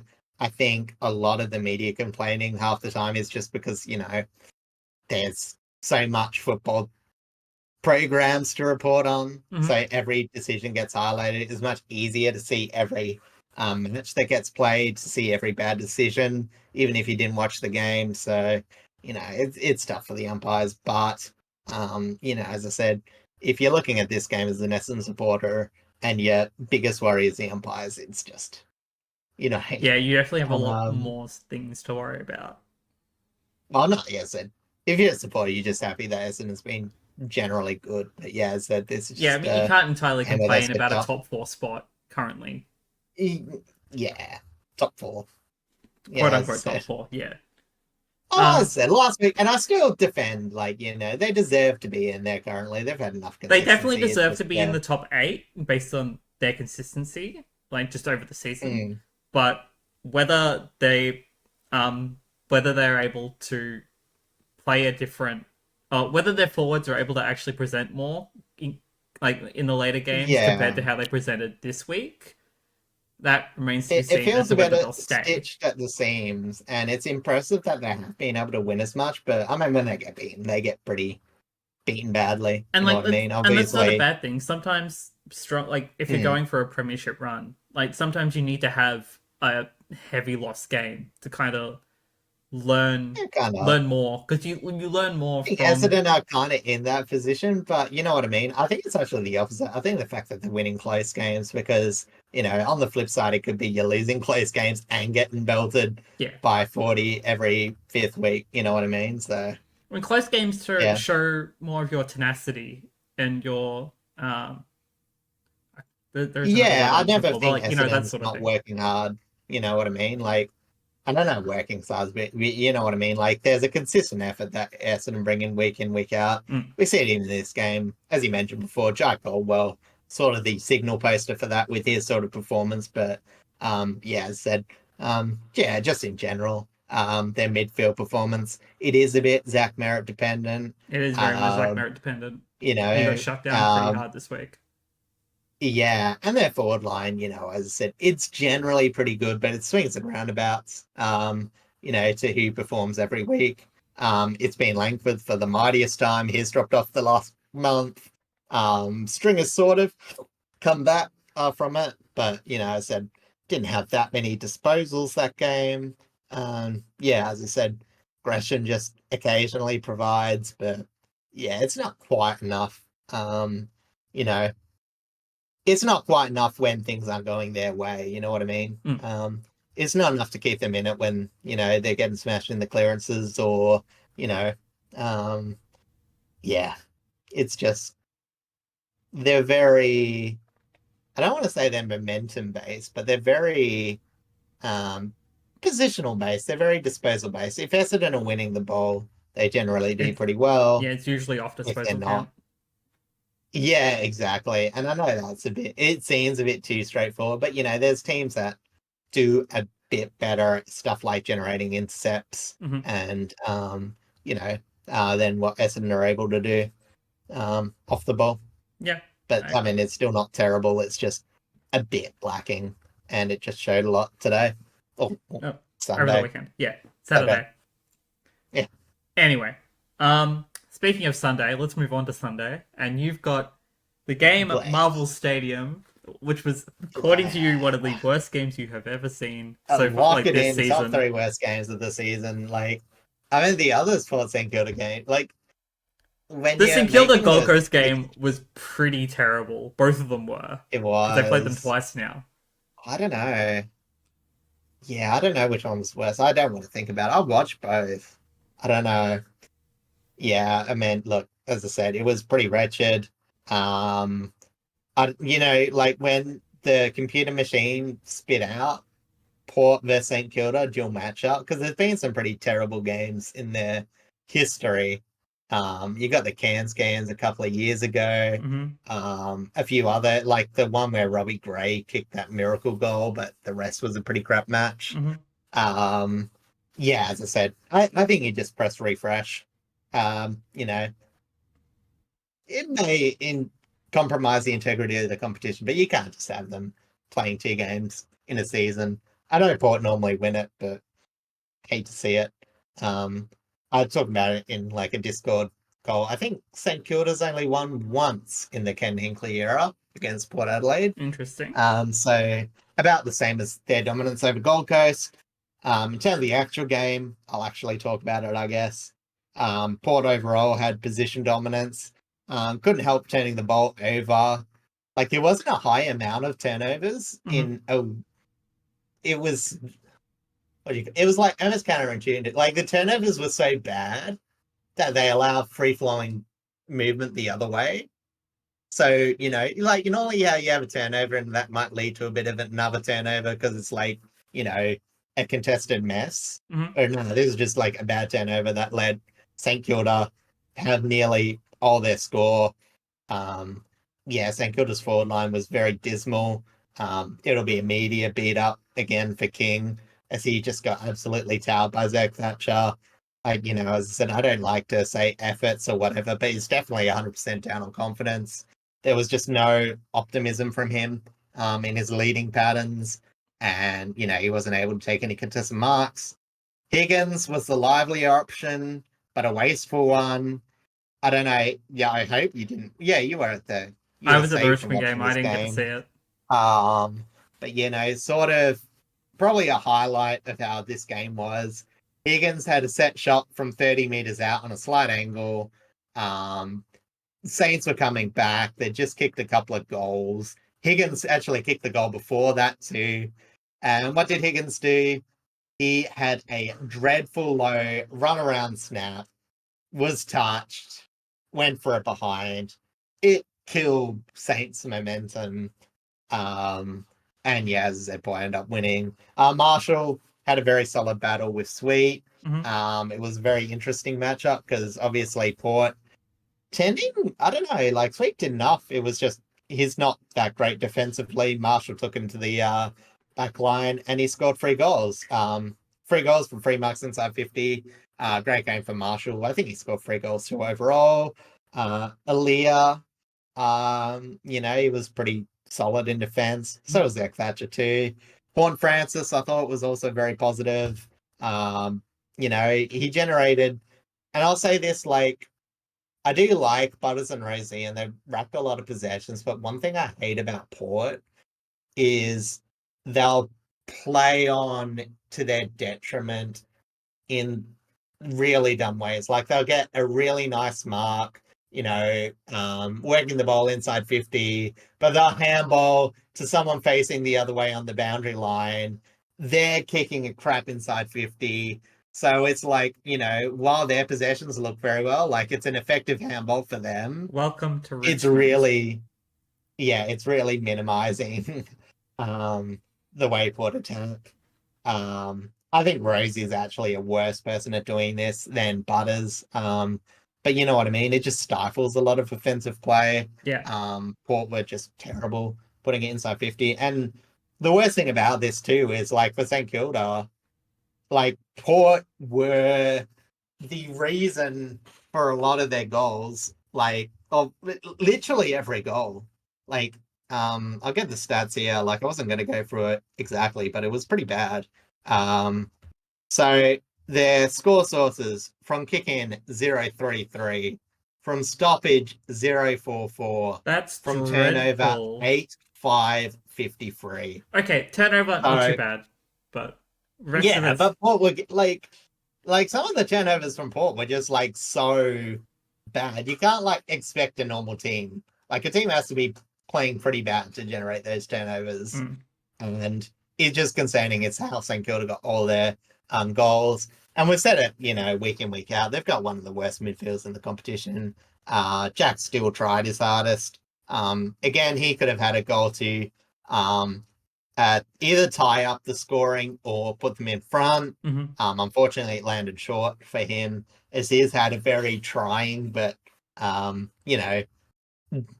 just not quite their season. I can't fault his effort. He just needs a lot more support around him. Yeah. Cal Wilkie, what a season being wasted. Was absolutely terrific in defense. It's just the ball kept on going back in there. Matched up pretty well. I think he was on Marshall until he got injured. And then I think he might have switched to the rotating ruckman. Yeah, makes sense. As I said, it was.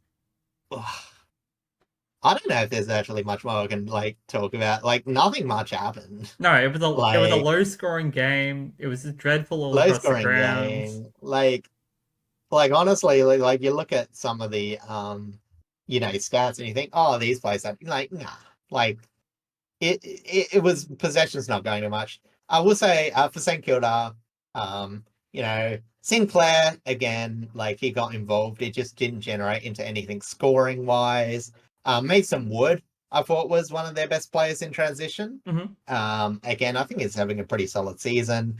As I said, Bradley Hill tries as well. It's just, as I said, they can't work anything. Like they need that Fremantle outside in movement to vary up their transition play. But as I said, whatever I said before, 0 goals free from stoppage. Backline. Yeah, exactly. Like from that. Stoppage. Yeah. Very little score from the back line, unless it was from that Port turnover. Wangan and Milera again showed signs. Up and coming play, but playing from a pretty back half performance from St Kilda's rebounders.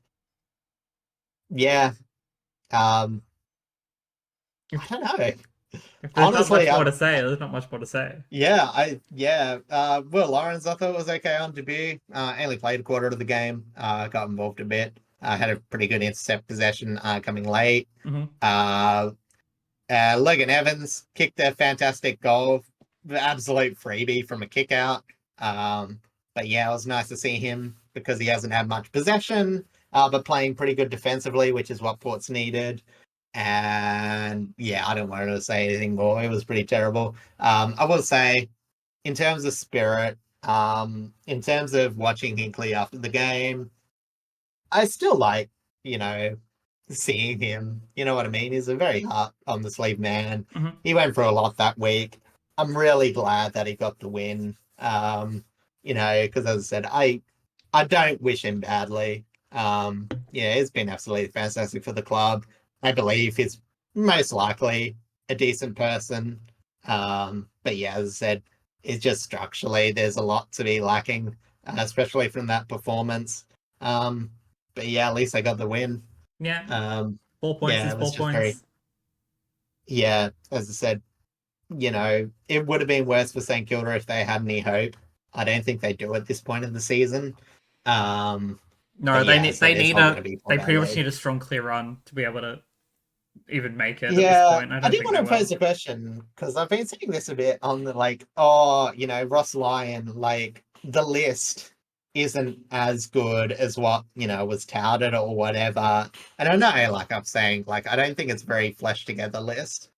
But do you like I think there's a bit more that can be gotten out of it than what currently is. You know what I mean? Like I don't Absolutely. think it's fair to say that, Ross Lyons has his hands washed of this. Because, as I said, I don't think they're playing a game plan that I think it's like North Melbourne, you know what I mean? Yeah. Like sometimes I just don't believe they're playing the game plan for their list. I feel like And I think this, they're playing some players out of position as well. And yeah, it's just not working for them. Like I don't uh, entirely know. I need to have a proper look. I don't entirely know who you would have to move where for it to actually work. yeah, Who might have to come in? Who might have to go out for them to actually have their exactly. best 22 for whatever game plan they actually have. I But think I what they think have like what now you're saying currently is is like not it. they need to commit to Jack Sinclair somewhere Mm. because, as I said, they're just switching him around. Like, oh, our midfield's lacking, we'll put him in the midfield. Oh, halfback's lacking, we'll put him in halfback. And it's like you can't just swing him around, like, What because then you have half where I think Sinclair needs to you stay in the halfback, Steele in the middle, um, have yeah, Windhager as a tagger, have Henry and Hill as your wingmen because they're fast. You don't need them. yeah, You don't need them in the middle in the forward line because you've got your Butler, even though he's not currently playing. You've got um, I'm already blanking on his name, Higgins. And you've got yeah. obviously King as your spearhead, and you have other players that are able to rotate down there as well. But it's just whatever sort of structure issues they have, like they need to commit to Mm. having players in Well, it's positions. it's like they didn't really like Paddy Dow. Like as I said, obviously he had a stinker of a match, but he only played 51%. And he like, you know what I mean? Like, as I said, they were just like I think he like they literally like as I said I don't know, like I'd like to see where his playing time is. Like I think you see like Jack St. Clair sort of replace, but like you know what I mean? It's just like, like you got the other supporters there, like Hunter Clark, I think it's had okay games this season, but it's not enough for where they are. And then, as I said, it's just steal or nothing. It's not a very diverse list of players. It feels like rotating through a lot of players. I could sort of understand it a bit more, but as I said, they're not playing many players through the middle, and the ones that they do play, they're not really believing in at the moment. Mm. And yeah, as I said, it's hard to see where they're gonna move forward. And is it gonna be like another St Kilda thing where they just put a lot of money towards a player that's going to be a bit meh in and out, like Zach Jones, who they didn't play. They dropped him, but he's the sort of player that they might look at this and like recruit him to like play 50% of matches and have a time in there. And they've got other positions to worry about, like that forward line, which has no cohesion at all. So, Yeah, exactly right. um, and the worrying thing about St Kilda, when all this is said and done, is when they go to the off season, almost none of their moves that they make have cohesion to what they then produce in the regular season. Because, I've said this before, Ross Lyon, I think it's an okay coach still. I don't think the list that he has the tools to complement his game style. They're almost like asking the St Kilda list and Ross Lyon to meet halfway, and it's just like taken away from both of their strengths. Mm-hmm. Um, I think the positional players that they've brought in, as I say, has been very hit and miss. As a, like Riley Bonner's had a few games where he's looked okay, but again, he's just not that great at distributing effectively. Mm-hmm. Um, you know, as I said, like makes that thing off halfback, where to exactly play, other players and all that sort of thing. Mm. And, as I said, Jack Higgins has been very up and down in the forward line. They need a bit more help there. But yeah, you know what I mean? It's just a whole lot of air for the Saints at the moment. Yeah. But yeah, as I said, yeah, I don't know. I don't want to go too much because still talking about this match. And I I just wanted to be I did have finished. a look at the heat map for Paddy Dow. He was predominantly in the middle for this match. I think predominantly center attendances. But yeah, it's just nothing really came from him. Didn't have a great game. Was forced to play full defensive half in the second half unless was subbed out. I can't remember. But yeah, it's just not a good game overall from a lot of their players, as we've already talked about. The 2 point deficit just should not have been that close, essentially. No. Well, Port had dominance, as I said. It's just like, the one thing you take away is at least Port, had some semblance of tangible game plan. Yeah. It's just, it was probably the worst I've seen it executed in a while. Like, I mean, technically, you could even argue that this win, like, as I said, it's not quite as bad as, last week against Brisbane or the Collingwood game, as I said, where they like completely got shut out in areas or like smashed defensively. But you know what I mean? It's just so disheartening to see quality players not make the right choices, which is just like summing up Port, really. And it stings going back the other way because, as I said, I don't think Port are that bad defensively, at least in, where everyone's talking about the key backs. It's just, they're not really being put in a good position when Port are allowing teams such easy movement the other way from such bad central decisions. As I said, it's one thing to take it on in the middle, but when you're over possessing it in the middle and the ball's just coming back central the other way, like, yeah, you're struggling for any team to stop that. Yeah. Yeah. Oh well, it kind of is what it is. All right, let's move on to the MCG Sunday twilight game, and it ended pretty much as everyone expected. Though I don't think everyone was expecting how close the first half was between Richmond and Carlton. Scoreline overall was 10-10-70 to 20-11 131. By half time, there was only 2 points in it. It was extremely close, and for a moment, I had some faith. I thought we looked really, really good. Yeah, there were a little bit of bits here and there where we didn't look clean at all. Like there were some players who fumbled a lot, really struggled to kind of find footing. Granted, it was wet out there, so I don't blame them at all. Yeah. For that, at least for that sort of aspect. But it was when the third quarter hit and Patrick Cripps just put his foot down, Sam Walsh put his foot down, and they just blitzed us away, and we had no hope of ever catching up. Yeah. Patrick Cripps has won a few games off his own back. Like, as I said, I mainly say Bontempelli and Petrarca, but now that Petrarca's out, yeah, Cripps. I genuinely think at the moment the Brownlow medal is between Bont and Cripper. I think. Yeah, I can see it. Because the issue with the St Kilda line is that they take votes off of each other because they're all that good. Yeah. Like Golden. Yeah, you mean Sydney, not St Kilda. Oh, no, I thought I said Sydney. St Kilda aren't taking any Brownlow. No, same point. Different teams, same point. Like Heaney, Golden, even Rowbottom. Rowbottom's had a really, really great season. They're all taking votes off each other. Whereas you look at Carlton, there's like two major players that are probably vying for the Brownlow in that team, and that's Cripper and Walsh. And Walsh didn't come in until like he missed quite a few games in the start of the season. Exactly. And I think their effort distribution across their lines, like it makes it look even. But as I said, when you're adding Cripps on top of it, as I said, it makes it easier for that to stand out because there's a lot of players doing their roles fairly well, and then you got Cripps just taking the game on. And it's not entirely just Cripps being a genius that he is at the game. Oh yeah. and his footy brain is incredible.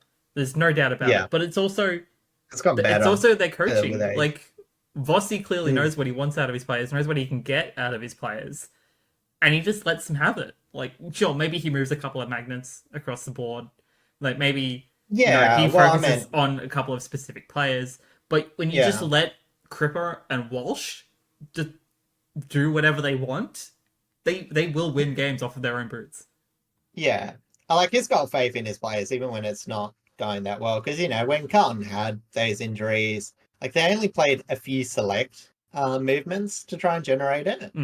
But overall, as I said, it did lead to a bit of a dip in form.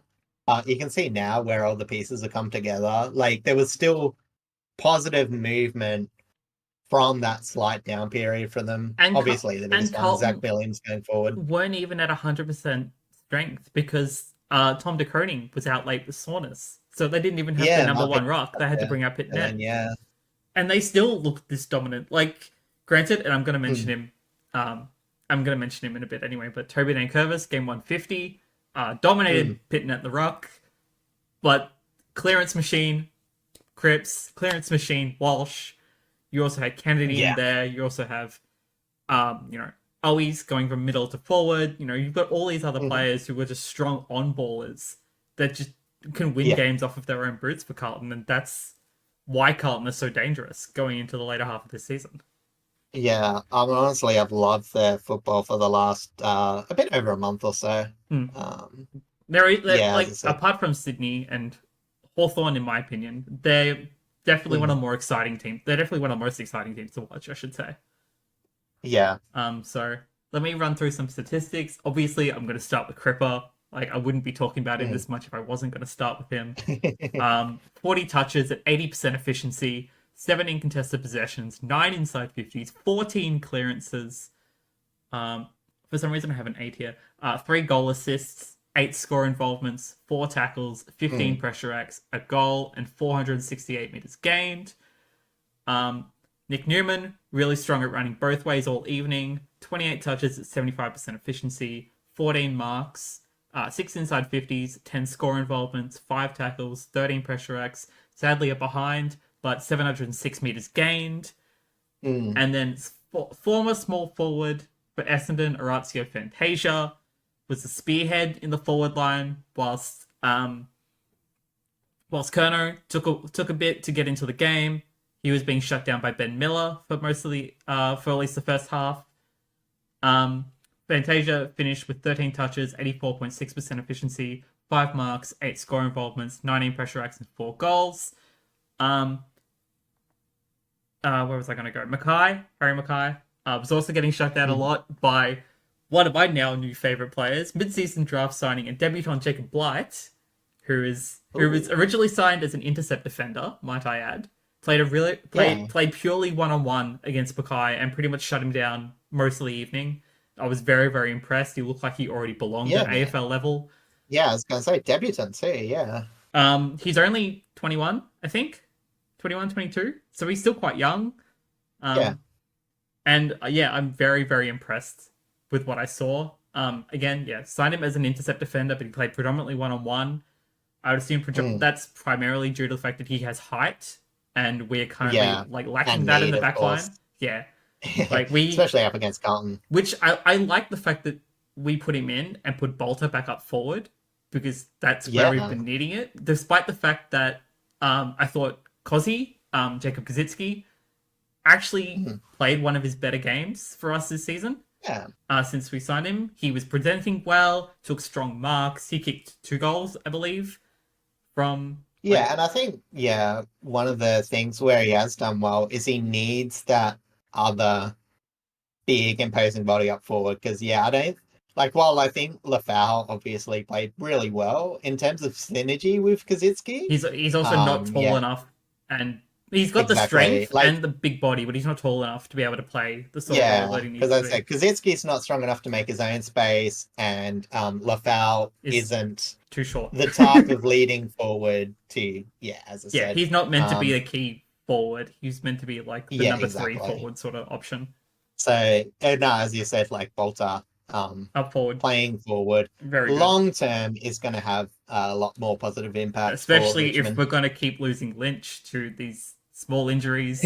Yeah. Well, you got to Especially, look past Lynch, you know, yeah, if he doesn't come back. I don't know where that's going to go. Anyway, Yeah. Jacob Blight, I want to go back to talking about him because he kept Mackay to only 1-2, and I say 1-2 because one of Mackay's goals was an umpire's goal because it's touched off the boot and they didn't call it. Yeah. So I was very annoyed at that. They even showed on the replay it was touched on the boot, and it was There's a couple of seasons that have gone dreadful. through that look to be completely touched, but anyway, regardless, again, umpire benefiting. issues. Yeah. Blight finished with 11 touches, 6 1%ers, and 4 intercepts. Again, played predominantly one-on-one against Mackay, was involved in every contest Mackay was at. I thought he played, pretty much really, really well overall. Mhm. So which is why Fantasia had to play sort of the primary goal kicker, because Kerno took a while to also get in the game. I think he only finished with 2 goals overall, maybe 3 off the top of my head. Yeah, sounds right. I know he didn't move too far up in the Coleman. Yeah. And then 2 goals on semi-restricted minutes. Yeah, he was primarily. He was primarily on Ben Miller, but Miller has the height against him. They played again, also pretty much one-on-one. Yeah. So I can't. Yeah, like not many possessions, not many score involvements. I can't fault the effort of our tall defenders, especially considering we barely have half a backline as it is.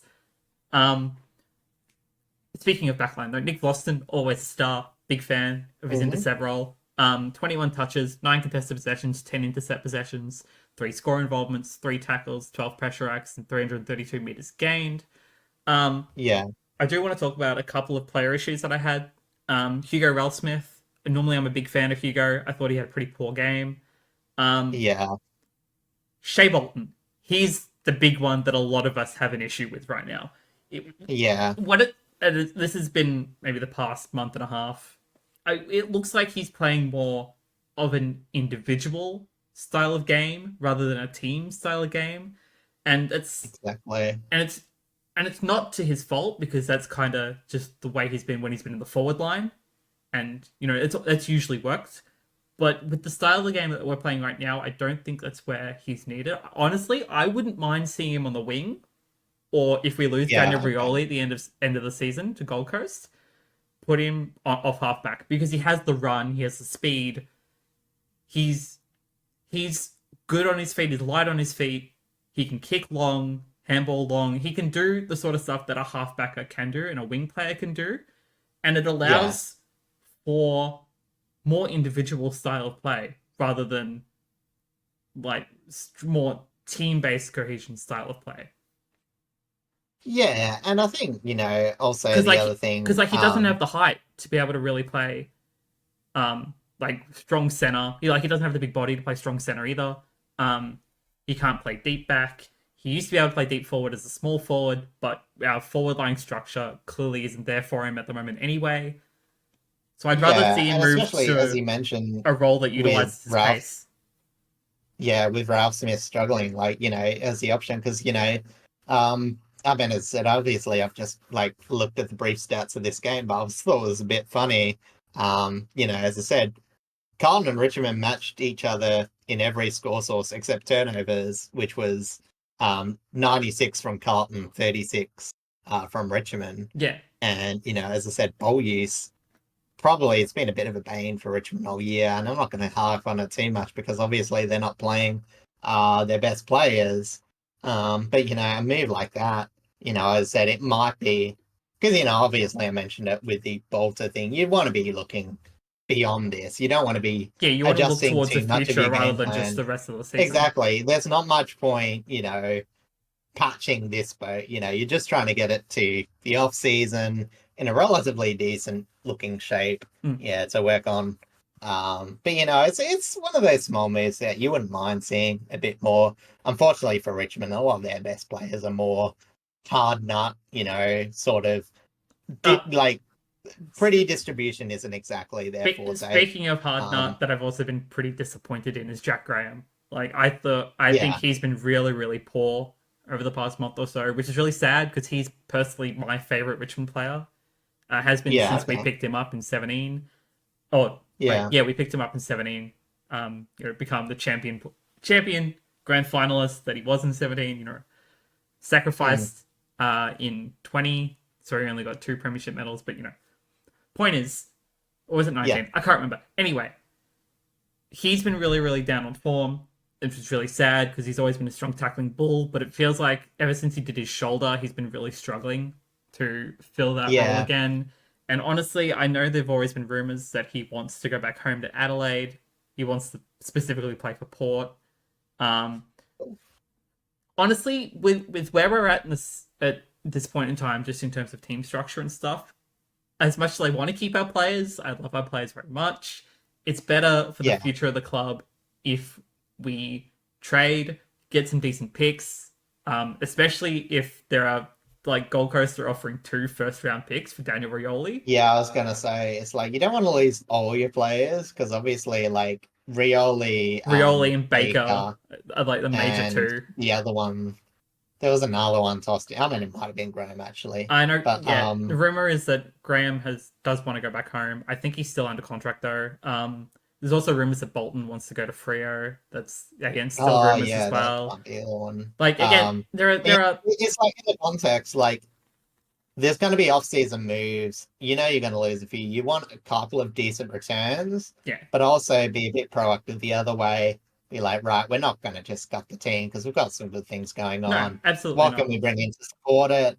And, again, we don't think Richmond's going to be hugely threatening next year, but I wouldn't be that, opposed if we do something like Essendon did and look for maybe a little like yeah, maybe look for a trade or two of like out of it's a contract definitely good players. comparison point. Because Essendon wasn't purely from last season too. They've been tinkering Because around a like you bit look with a at pretty you look at who we've picked up. Like we've got Taranto yeah. who had a great game, Hopper who had a great game, Kazitsky had a great game, which is good to see.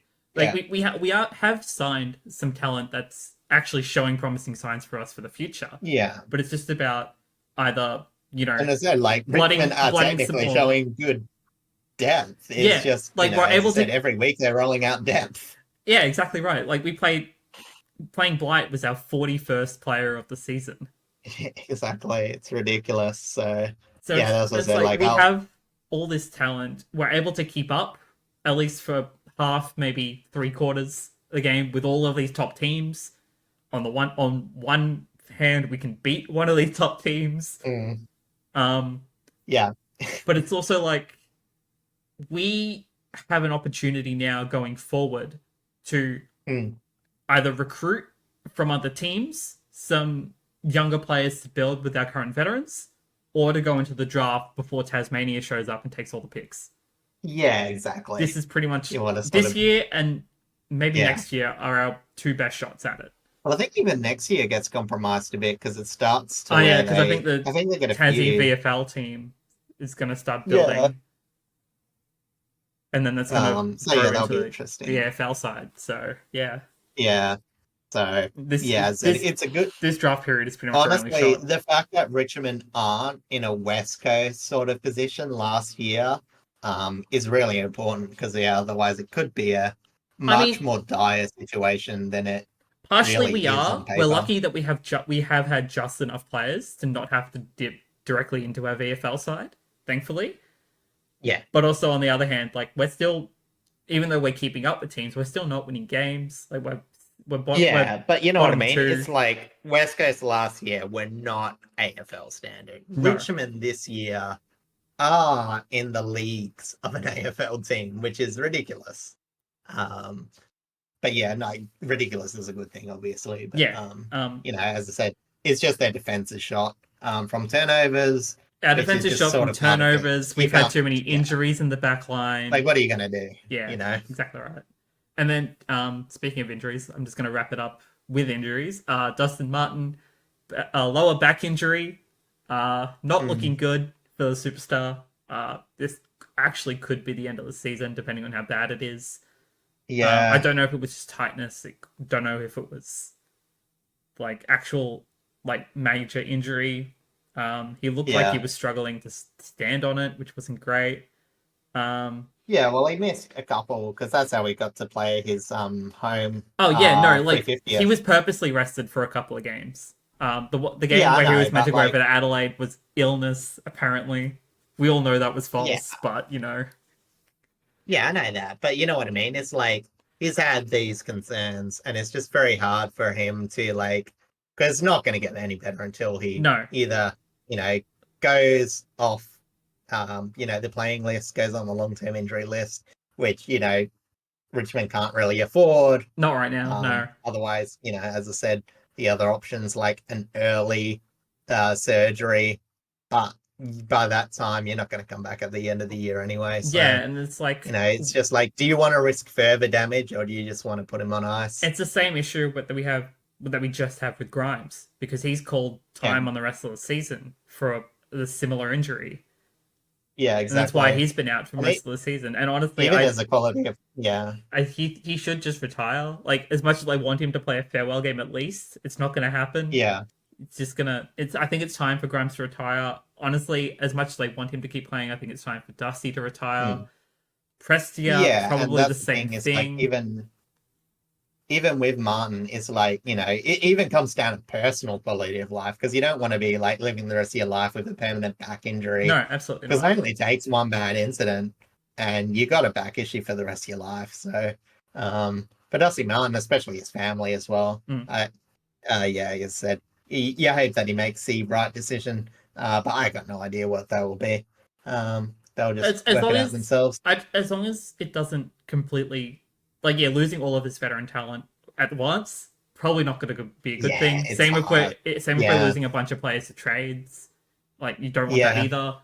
But that's just the way footy is. And if it means we have to spend another couple of years, in the bottom four, so be it. Like Yeah, we're rebuilding. It's the only place we kind of can exactly. be. You can see the structure, you can see the game plan. It's just, yeah, it just doesn't seem like the luck's going Richmond's way No. uh, at the present moment. Yeah, especially with the ACLs as well. Like that's just been very unlucky. That's just Um, ridiculous. anyway, to finish up with the injuries, thankfully Dusty was the only singular injury for Richmond. Matthew Kennedy for Carlton did a hamstring. I think it was just a strain, so I think he's going to be okay. And then Tom de Hmm. Koning was subbed out late, with a late change before the game started with soreness, bringing Mark Pitnet in. Um, actually, I did want to quickly talk about Tobin and Curvis because game 150 kicked a goal in game 150, first goal of the season for him, which was kind of Hmm. fitting. I thought again beat Pitnet by far in the ruck, but we just lack of Yeah, lack of composure in the midfield kind of yeah. It negated was his like, efforts. I can't remember. It was like a couple of weeks ago, like someone was laid in for a team and like came in and it was just like, man, what a terrible ruckman to go up against. Yeah, Toby Nankervis. If you're not prepared for him, he's just got no, such a good body, such a good tank. he like despite we talk about Cherry now, we talk about Grundy, Gorn. There are a bunch of top tier ruckmen. Nankervis is still up there, even if the team around him is not performing that well. Yeah, Like exactly. Like I've 70, always 17 rated him just from touches, his 318 meters gained, 11 contested possessions, 4 inside 50s, 43 hitouts, 9 clearances. 8 of them were stoppage clearances, 3 score involvements, 3 tackles, 21 pressure acts, and 4 one percenters. yeah, and for such a dominance pressure presence too, he seems fairly durable. So hopefully that might Well, be the he's called one. Nank the Tank for a reason. Yeah, well, as I said, but you know what I mean? Like, because obviously he can run out games, but he goes hard at it, but he's not, yeah, carrying any sort of like lingering back or foot issues. No, Like he's maybe in good Sean form right now. Darcy. Yeah, I said I don't know. He just seems like the sort of person he has his body 100% right. Mm. And, if it's what he does in the off season or whatever, that's like a really big credit to him because, yeah, as I said, he's one of the more consistently dominant rucks in the competition, and he has huge swings of impact when the ruck matchup's in his favor. Mm. Don't be sending the lambs to Nankervis because yeah, he'll just yeah feast on them. No, absolutely not. All right, let's quickly. We spent too much time on Carlton Richmond, so let's quickly go through West Coast Hawthorn final game of the round. I know Yeah, it's you've been got the very notes on much. this, but it was a pretty surprising performance from West Coast, considering what I saw of their first half was really strong defensively, especially from McGovern. I thought Yeah. McGovern had a great first half, but then Hawthorn just showed up Oh, McGovern might have massively. been still one of the best players of the game, but I think it's just that big drop off. As I said, from being one of the worst teams last year defensively, to being defensively is like one of the only consistencies of West Coast this year. Yeah, as I said, it was just an abysmal offensive performance by West Coast, Mm. mainly in the middle. Honestly, a lot of Hawthorn, and I only watched half of it, and it just seemed to get worse going on. Once players got into the game, there was just nuts, almost unopposed stopping them. I said even, the big thing about some of the bigger players coming back, Oscar Allen, Second game Harley back, Reid. Harley Reid game Yeah, back. Harley Reid like had solid effort, but he wasn't distributing the ball all too well. Elliot Yeo had one of his worst performances of the year. Ruben Gibney, I actually thought tried a lot, despite not having the usual tools around him. Hmm. Um, but yeah, that's about really it for the Gold Coast. Everything else was fairly, you know, as I said, Barasov, Duggan, McGovern, like their whole backline with the performers, and they had a lot to do. Like it wasn't as if it was a defensively lockdown effort. It just like could have been a lot worse. Um, yeah, as I said, absolutely fantastic game from a few Hawthorn players. Dylan Moore, absolutely fantastic. The Warpedo, Hmm. Will Day, apparently switched up. I saw him have a pretty good, solid impact in the midfield. Then did something else. I'm not too sure afterwards. Yeah. They had some pretty Hawthorn had some pretty decent distributors as well. Like they had multiple goal scorers, four players with two Oh yeah, goals. yeah, and there's a lot of good setup. Jarman Impey, Carl Amon had some pretty good movement, but it was all unopposed. Mm. Like, as I said, it was pretty easy for Hawthorn to do what they wanted to until the ball hit the very end. And, it was very concerning. I think Adam Simpson came out and said there was nothing good to come out of that, belting, which is a bit harsh because, as I said, their defense was pretty great. But you know what? It was one of those things you say as a coach, was it isn't technically true, but, you know, it's important to say. I mean, Yeah, it's sort of like Longmuir's, we kind of. don't want to pat studs, you know what I mean? Yeah, exactly Like, right. technically, it's not, yeah. Um, but yeah, I mean, what else is there really? So Sicily had a pretty fantastic game, but unfortunately, ended up a tiny bit injured, dislocated his Shoulder. right shoulder. Yeah. Hopefully that won't be long term, but he might miss a few weeks. Shouldn't need surgery, but he might miss a couple. Um, yeah, I'd honestly, um, take everything good about Hawthorn's last month and just, yeah, continue on with it. Like Mm. it wasn't that different to how they've been playing. It was it was very concerning how unopposed it was, from what I was looking. And as I'm looking at their like player ratings from Champion Data, it's Jerry McGovern at the top with 20, call it 23, and then about 11 Hawthorn players Yeah, before that you get to sounds about right. Jermaine Jones, you know, which has said his stats were okay. I don't know. I didn't watch the game enough to know if Jermaine Jones can hold his head high, but apparently he did a few good things. But yeah, as I said, like a very concerning thing is like, we're talking about, bad movement from defensive half and like not having a balanced enough scoring options. West Coast would be the worst. They are dreadful, dead last at scoring from their back half. Hmm. So, while they do have the ball, and as I said, like some good defensive half distributors like Duggan, I don't think they're turning the ball over. It's just the movement, you know, coming from the outside inside. They're very stoppage based. Hmm. But yeah, it's just not balanced enough. And, as I said, they had that good part where everything was going and it sort of papered over those cracks. But at that point, it was like the Eagles were just doing so badly that they just needed anything. But I think because I said at that time, like then they did get the few games, like their aim is to win home games and all that. But maybe it was getting a bit too far ahead. Maybe they do need to, look at other avenues of scoring. Especially when their forward line didn't exactly have a great day. I think, they had no multiple goal kickers. Waterman obviously kept to one. As I said, and Hawthorn had four. So, and they were getting it from the midfield. They were getting it from, a few even halfbackers getting in on it. So, I don't know, halfbackers are wingers. Yeah. So yeah, it's just way too easy and very uninspiring from West Coast. And then just some final notes. Matt Flynn ankle injury, Jake Waterman knee injury. Yeah, that was unfortunate. Which sucks, but also maybe it's a silver lining because West Coast looked better with that one singular key forward, which at the time was Waterman.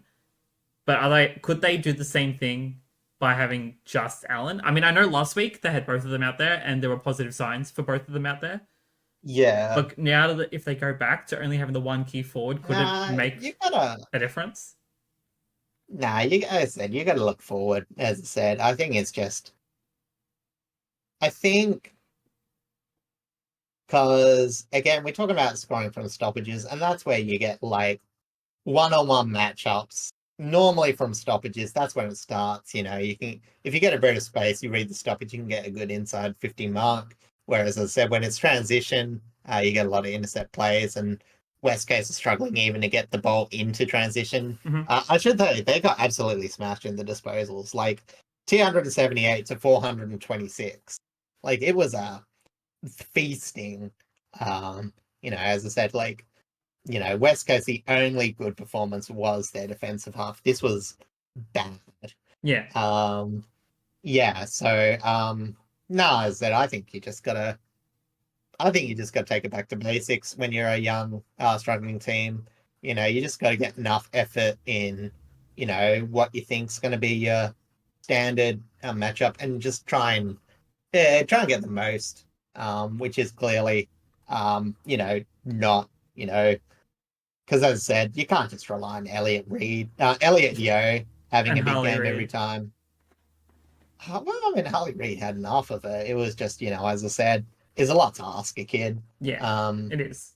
As I said, if you're gonna like pick out on someone, I think it's someone like Tim Kelly or, as I said, I don't know. Someone.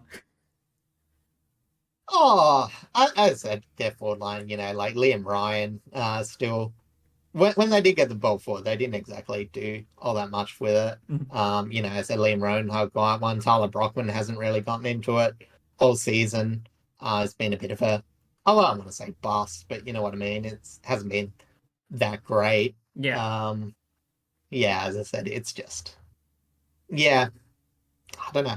It's hard because again, I only watched half the match, but it just really seemed, I don't want to say uninspired, but I said, it's, I said West Coast still had 33 inside 50s, and, they managed very not poor at conversion all. from it, yeah.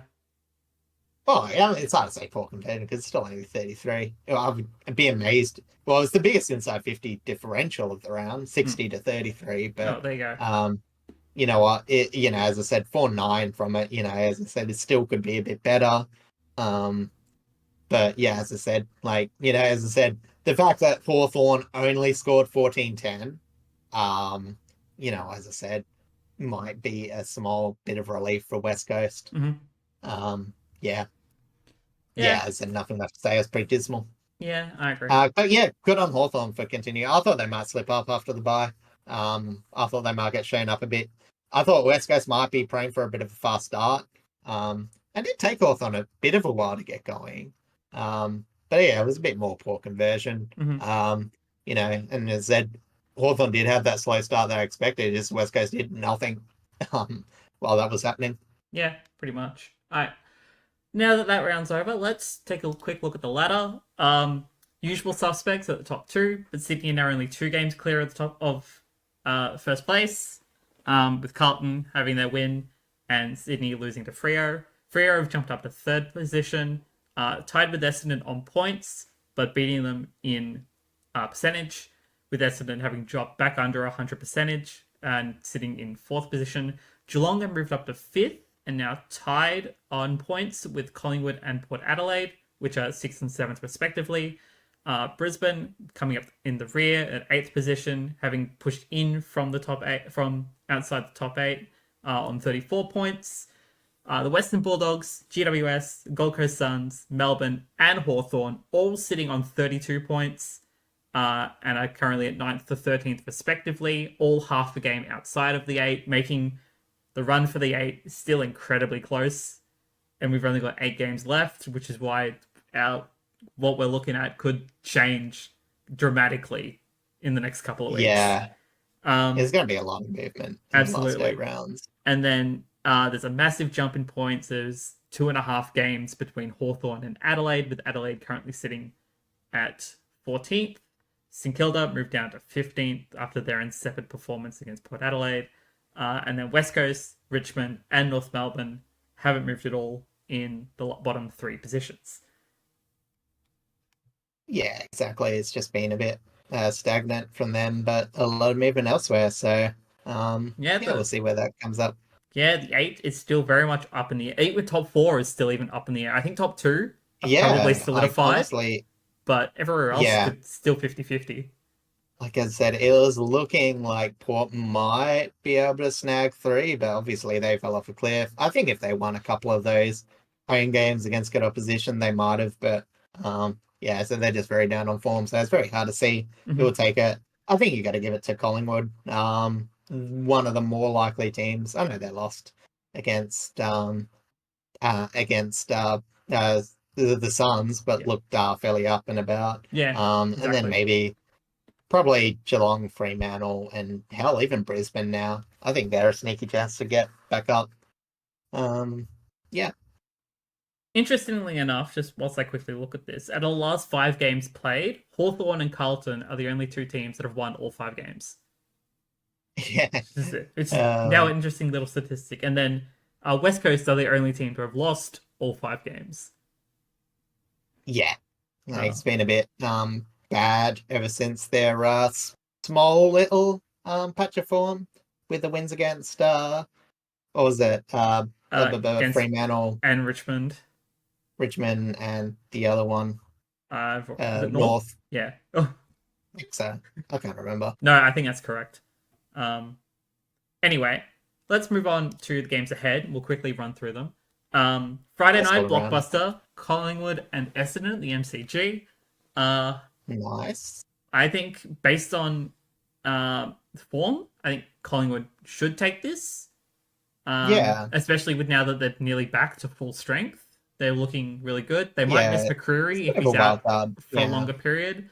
Essendon, if they're able to figure out their forward issues with Langford, Stringer, Peter Wright, they should have a much better game against Collingwood, especially if someone like Darcy Moore is having a little bit of an off patch. But overall, I think it could be close. But I'm probably going to sway towards Collingwood in this situation. Yeah, I think that's pretty much it. Like, as I said, I think this has the potential to be a down to the wire. I think there's not too much different from the last time these teams faced. So, and obviously they ended in a draw, in case anyone forgot, in the Anzac Day game. So, yeah, as I said, I wouldn't go big on the margin. Just play it safe there. But yeah, as I said, on paper, you'd still expect Collingwood to win. Yeah, I think so. As I said, it'll be interesting to see, as I said, if, with Merrick going down, whether Collingwood give a bit of attention to him, and how the Essendon midfield sort of respond, because I think there could be a bit of battle one there. I think it will be a very territory-based game, and a lot of that just starts from the centre, whether centre clearances or stoppage clearances, both of which Essendon and Collingwood can be good at times. Yeah, I agree. All right, Super Saturday time. North Melbourne and the Gold Coast Suns at Marvel Stadium. If Gold Coast are going to win a game outside of Queensland, this has got to be the game they have to win. Just to really show something, to show that it's possible that they can win. Look, it's you hope for North Melbourne's sake that they'll go hunting. They don't want to make it seem like it's going to be an easy layup for it. No, Like I don't think Clarko will directly mention it, but you know what I mean. Like there's going to be a few. I think you gotta spread the hints out as a coach. You know what I mean? It's just get the players excited about something. North have discovered the way that they want to play. It's just about their execution. And like their backline has gotten better. It still isn't as strong as it should be, but yeah, I think that's the they know where they want to go. Their backline defensively has gone better, but it's also exposed some other issues to where if they do prevent the goal from happening, there's not much coming back from the back half. So yeah, as I said, maybe they'll get a bit of practice with ball movement if they're not as bad defensively. But I don't see that fixing up anytime this year. I think Wardlaw being out is going to be huge, sadly, especially when you're playing up against a player like Rowell or Flanders or Anderson or the fourth one. I'm blanking right now. Yeah, I've forgotten too, actually. But I know what you're talking about. As I said, I don't think I can't remember his name already. North Melbourne, Swallow. Yeah, no, former he's Swallow's former captain. Is he? Yeah. The small guy. The I'm blanking so hard. Right. Captain. This is the captain. I'll find it. I don't know. Gold Coast Suns captain. Oh, Chick Miller. Sorry, there you go. Miller and Witts are co-captains. Yeah, that's right. But yeah, like Flanders, Anderson, Rowell, Miller, like they're gonna miss Wardlaw playing up against them. Yeah, and I think the thing is just like it's tending to go towards a shootout just with the way it's played. Gold Coast is very uncontested. But yeah, as I said, I don't think North Melbourne have really any way of keeping up, especially if they don't have any avenue of scoring from their back half. It should be Gold Coast comfortably, but I hope North Melbourne put a spirited performance. As I said, I think it's just mainly from discipline and turnovers that they might find an avenue to outpace Gold Coast, but yeah, I don't think it's likely to happen. But if Gold Coast are going to win away from home, this is a game they have to win, and you like to hope that they have a really, really strong performance in this situation. Yeah. All right. Yeah. Adelaide Oval, Port Adelaide versus the Western Bulldogs. Are you hoping for any positive signs, or do you think the Bont will just stamp his mark? Oh, I'm tipping Port. Don't get me wrong. I've got hope where hope doesn't deserve to exist, but I mean, purely analytical. I think the best thing about Port's chances is going to be their defense, which, as I said, is a bit weird to say, but they are very good at defending stoppages, based entries. They do limit the amount of entries, and so if the Bulldogs are a bit wasteful or can't, find the avenues there, they're going to struggle. Port also very good at limiting opponent clearances, even if some of them are very easy, going the other way. And yeah, as I said, the Bulldogs' defense is the Bulldogs' defense. It's not a powerhouse. But that's the optimistic take on it. Legitimately, I think I think the Bulldogs are just going to have a bit too many chances from turnover coming back the other way. I know movement from defensive half isn't really their MO, but it might make the ball locked in there, which, as I said, Port's movement going the other way, it might be tough because Bulldogs love a good forward half intercept. They put a lot of effort up there. So, as I said, in terms of the territory, I think once it starts to go to the Bulldogs' favour, it'll heavily go to their favour. You know what I mean? Like, They might be able to get lost score quickly, which is not great for Port Adelaide's chances. Mhm. Yeah, I mean, as I said, I'm going to tip Port, but I would probably recommend Bulldogs, and I would say it's like a 65 to 70 percent in their favour. But you know, as I said, Bulldogs can pull out some stinkers of performances, so I don't know whether that's KPM or whether that's you know, It might be a yeah, little bit of copium, but you know, the bullies, a bit. the Bulldogs do have that sort of style where Well, yeah, sometimes they're they're not in the eight suddenly for the inconsistent. they're not in the eight for a reason, you know what I mean? Yeah. And they do tend to feast a lot more against lower sides. And a similar report, really. They're not sold on teams above them on the ladder, but yeah, they're about the same position. So I'm not going to claim that Port's really, you know, a step ahead of them, especially at the current moment. Yeah, that's fair enough. All right, Geelong and Hawthorn down in Geelong. Honestly, with Mm, Sicily out, this could make it a lot harder for Hawthorn, especially if he is going to be out. You would assume he's out. This is going to make it a lot harder for Hawthorn, especially now that yeah, Geelong has come into a bit of form. They're a lot better structurally now. However, I do think Hawks have the players to shut down kind of Geelong's key runners and especially someone yeah, and I think that's going to be the interesting like thing Tom because I Stewart think it goes. as Yeah, well. I think Hawthorn actually have more tools to limit Geelong than Geelong have more tools to limit Hawthorn. It's just going to be how they face with facing Geelong at Goomba. I know they've lost games that they're this season.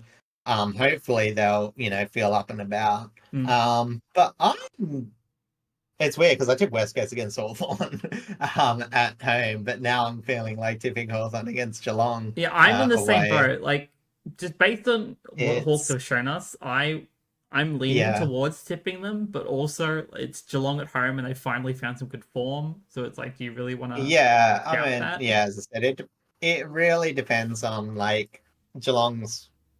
I won't say like pure conversion, but how much offense they're able to generate. Mm. Because yeah, I don't think Hawthorn are gonna like stop too much of the attack going the other way. It's just I think that they might actually find a lot of interesting ways to score against Geelong. Obviously Geelong not the strongest inside midfield, but okay on the outside. But I think, yeah, as I said, Hawthorn might, I don't want to say outpace them, but outuse them in terms of that. Hmm. They've had a lot of good movement going inside the 450. And, as I said, that might actually, and they could technically tag Stewart. I know Essendon didn't. Um, Maybe to but, their they have a detriment, few. but Yeah, well, that's the thing. Like, they have a lot of players that can, I mean, even, and I know it's a player that you like. Actually, no, is he available? Is he out? Lewis, No, the one you always like playing forward. That's a defender, Hardwick. Hardwick, Um, no, he should be in. He was playing this yeah, week. okay, yeah, okay. But I mean, that might be the sort of player you get. Is a bit more defensive minded, but as I said, playing a forward role. So, yeah, it's something like that might Yeah, be yeah, there comes up. could be some decisions Could that be decent on Mitchell paper. could make. So, yeah, exactly. So I actually I like the possibilities of what Hawthorn are able to do, and I'm maybe buying a bit too much into it. But yeah, it should be good. Mm. I'd like to see it if I can. I And don't think I like will. I'll and be out, and but even if like if Hawthorn lose, that's not a bad thing at all either. Maybe it does affect their chances of still making a run into the eight, even though they're only half a game yeah, out. But it's also like, again, as I said before, if you're going for like a strong premiership run, even if you're just trying to make finals for the first time in a while, like you mm, gotta sometimes have these hard losses to learn from, and this could be one of them because Geelong have hit a patch of good form. But if it isn't, like credit to Hawthorn for however they're gonna play. yeah, no, Um, exactly. yeah. All right. Orange Tsunami versus the Blue Baggers at Mm, up in GW. Sydney at GWS Stadium, NG Stadium. Mhm. You'd probably give it to Carlton just based on everything. Um, Yeah, Again, Giants struggling with a bit of form at the moment. Um, they have some personnel back, but it's about that personnel getting proper game time back in, especially like Canelio, we were talking about that before. Like these sorts of key Yeah. players who It's a been out hard for a bit. matchup to come back into. Yeah, I When you talk think about how good Carlton's inside midfields are, Carlton's defense balanced with a solid, decent. Carlton's forward Yeah, solid, exactly. Carlton's midfield one of the best in the league. Yeah. Like, yeah, it's definitely gonna be a hard game for the Giants. Again, probably give it to Carlton just on a clear platter, but Yeah, as I said, I wouldn't tip Carlton against. I wouldn't tip against Carlton against many teams currently. So, no, neither. but yeah, I don't think GWS have been that great. Yeah, you just need to look a few more signs for them before I'm willing to really back them in against anyone above them on the ladder.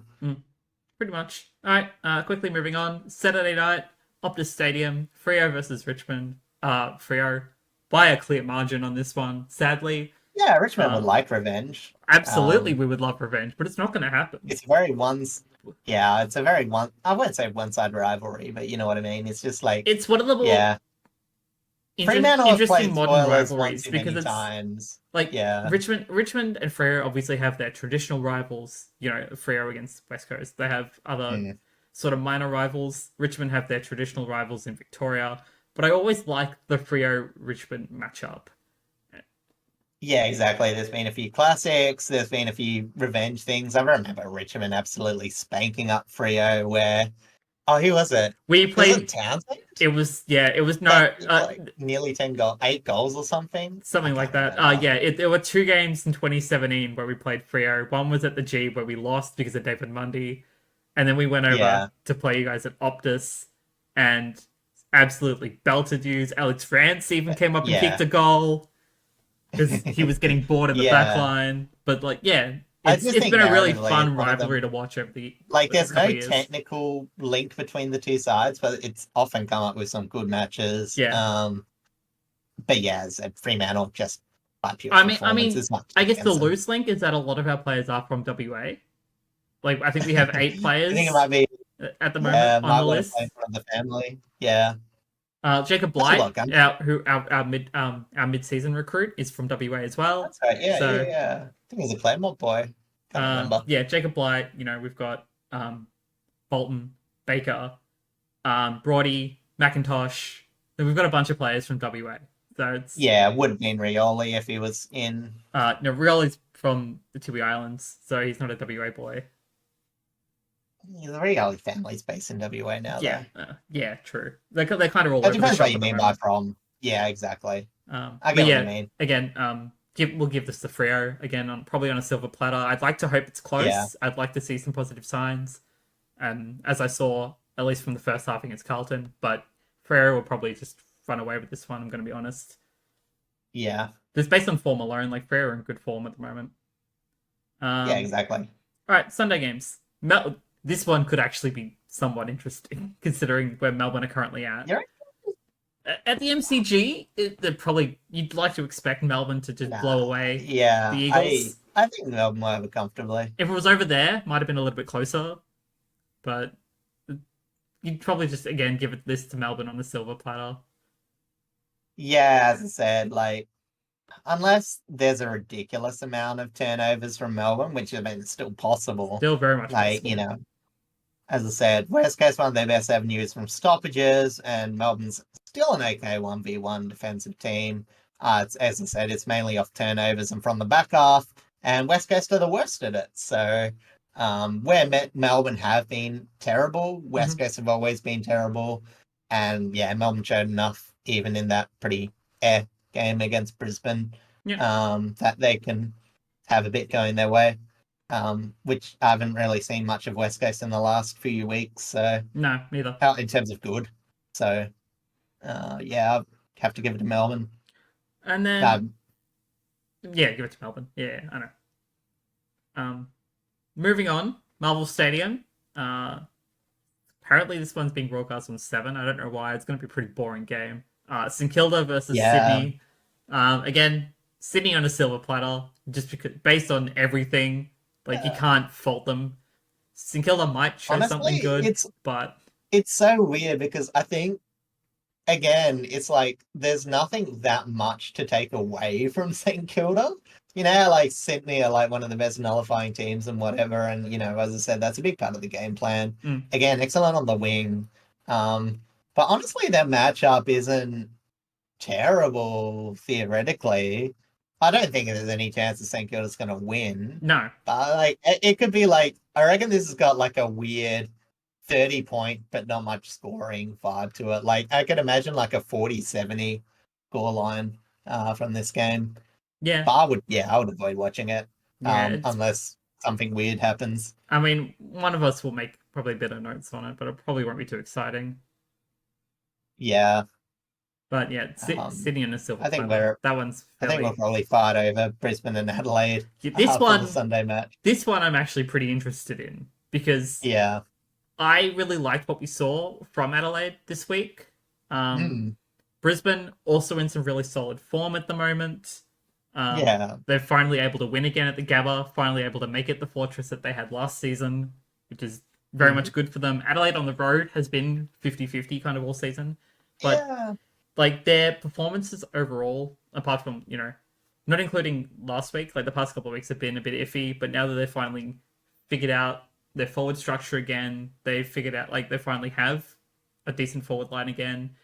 Thilthorpe's not that far away either. Granted, he's not coming in this week, I don't think, but if they're able to have a solid performance with what they have against Brisbane, and then Thilthorpe comes in, like, they could have at least a decent run home. And I think this match will kind of show where Adelaide really are for the latter half of the season. Yeah, and it's gonna like really show. Like I mentioned this week, like Barry and Saligo a lot of good efforts in the midfield, and I think they're gonna have to do that because obviously, conventionally, Brisbane midfield stacks up a lot better. But if they can get like one matchup victory and, you know, generate enough going the other way, as I said, their defense should be okay enough to hold up. And as I said, it really just depends on like the movement going back the other way. They can't get smashed in the stoppages, otherwise Brisbane are just too strong. But you know, as I said, it's not like Brisbane scored too much from other avenues. So as I said, it's about nullifying that. Adelaide have enough pieces despite being fairly languishing on the ladder. I think they've found a bit of cohesion even in the last few games. And as I said, this matchup's been somewhat close. Obviously, it was the draw last time at Adelaide Oval. As I said, it'll be interesting to see if, you know, the Crows can still edge towards a bit of cohesion. Because as I said, I don't think it's been dire from them. But as I said, they've definitely gone in waves, and I think this might be the upswing for them, and hopefully they can continue on. You know, for a good chunk of these last few games. Well, 8 games, a bit more than a chunk, but you know what I mean. Last bit of the season. Yeah, that's again, probably give the win to Brisbane. Just based on better form, better midfield structure. But I want to see something positive from Adelaide going into this. Like we saw something good this week. I want to see something good from them coming up, and hopefully no injuries, especially now that, you know, they're starting to get people back, starting to have signs of what they had last season back, and hopefully just going forward, like even again if they don't make finals, it's fine. But if they can put up solid performances, even if they lose a couple of games still, it's positive signs going into 2025. Yeah. All right. I believe that will do it. I just want to quickly check on the Rising Star because it hasn't been updated. I've already got it there, Blazy. Excellent. It just came up as well. Gold Coast player, Will Graham. Let me bring this back up. Look at He this. got 22 disposals and a goal in the midfield. It's been like one of those. It's been like one of those things where it's been good week in, week out. It's just like hard to spot him with the amount of talent that Gold Coast have had. As we talked about at length. Yeah, exactly. But you know, it's been a solid contributor. And you know what? You know, as I said, when you do that, has said he had 42% of centre bounce attendances. So, as I said, edging up, but still not that huge. But, I think one of the important things was when you're a young player, trying to make those infield times is having important influence outside of it. And yeah, he's been pretty solid up forward, had a few 7 score involvements. So yeah, still having a positive impact when he isn't in the middle and a deserving winner. Pretty much agree. He also signed a new deal with the Gold Coast Suns on this, Yeah. fairly recently as well. He signed with them until 2027. And yeah, he's underrated in the midfield because they've got so much talent. But it's great to see that he's been recognised, especially by Dimmer, because apparently he originally trained at halfback. Yeah. And getting the Rising Star, which is I think this is what maybe their fourth at Gold Coast. Sorry, they're third. Ooh. They're third at Gold Coast this season. Yeah, and don't forget the not quite rising star coast to coast award given to Closey, Oh yeah, very true. given out by yours truly. Yeah, so it should have been fourth, but it isn't fourth. Damn And age. yeah, the Rising Star fight has been really, really interesting this season. I think based on form, Wardlaw missing a couple of games now with concussion, and he missed a couple of games. I think somewhere in the middle of the season as well. Might probably push him back a bit. Sam Darcy and Harley Reid obviously being rubbed out. So I think either Kai Lohman or Ollie Dempsey could be the two that might be the front runners. Matt Roberts as well, but I don't know how many games Matt Roberts has played. No, Matt Roberts wouldn't play enough. Who's the other person that? Oh, Darcy Wilson. No, he hasn't played. Darcy Wilson. He hasn't played too much either, I don't think. Especially considering St Kilda's current performances anyway. Yeah. I don't think he's going to be too much of a front runner. So I think Dempsey and maybe Kyle Lohman are probably the two major front runners for the Rising Star at this point in time. Yeah. Honestly, I don't. Ever since I've stopped playing fantasy football, I haven't paid too much attention. You're not missing. There's been a lot of good kids, and I'm liking too much. I'm liking there's a few kids coming in the back half of the year, putting in good performances. Yeah. We've seen, like I said, a lot of good debuts, especially after the mid-season draft. So, absolutely. Yeah. I'm pretty impressed with the list of talent that's coming through. Absolutely. Yeah. Well, especially with Tasmania coming through, it's good to see. Yeah, for sure. But yeah, that's where we're going to leave it for this week's episode. Thank you all so much for coming to hang out with us. We're very much looking forward to the games this week. Be sure to check out socials. Be sure to check out, if you're listening on Spotify, come check out the YouTube version. If you're listening on YouTube, come check out the Spotify version. Both of them could always use the love. Yeah, that's pretty much it. So thank you all so much, and we'll see you all next week. Goodbye.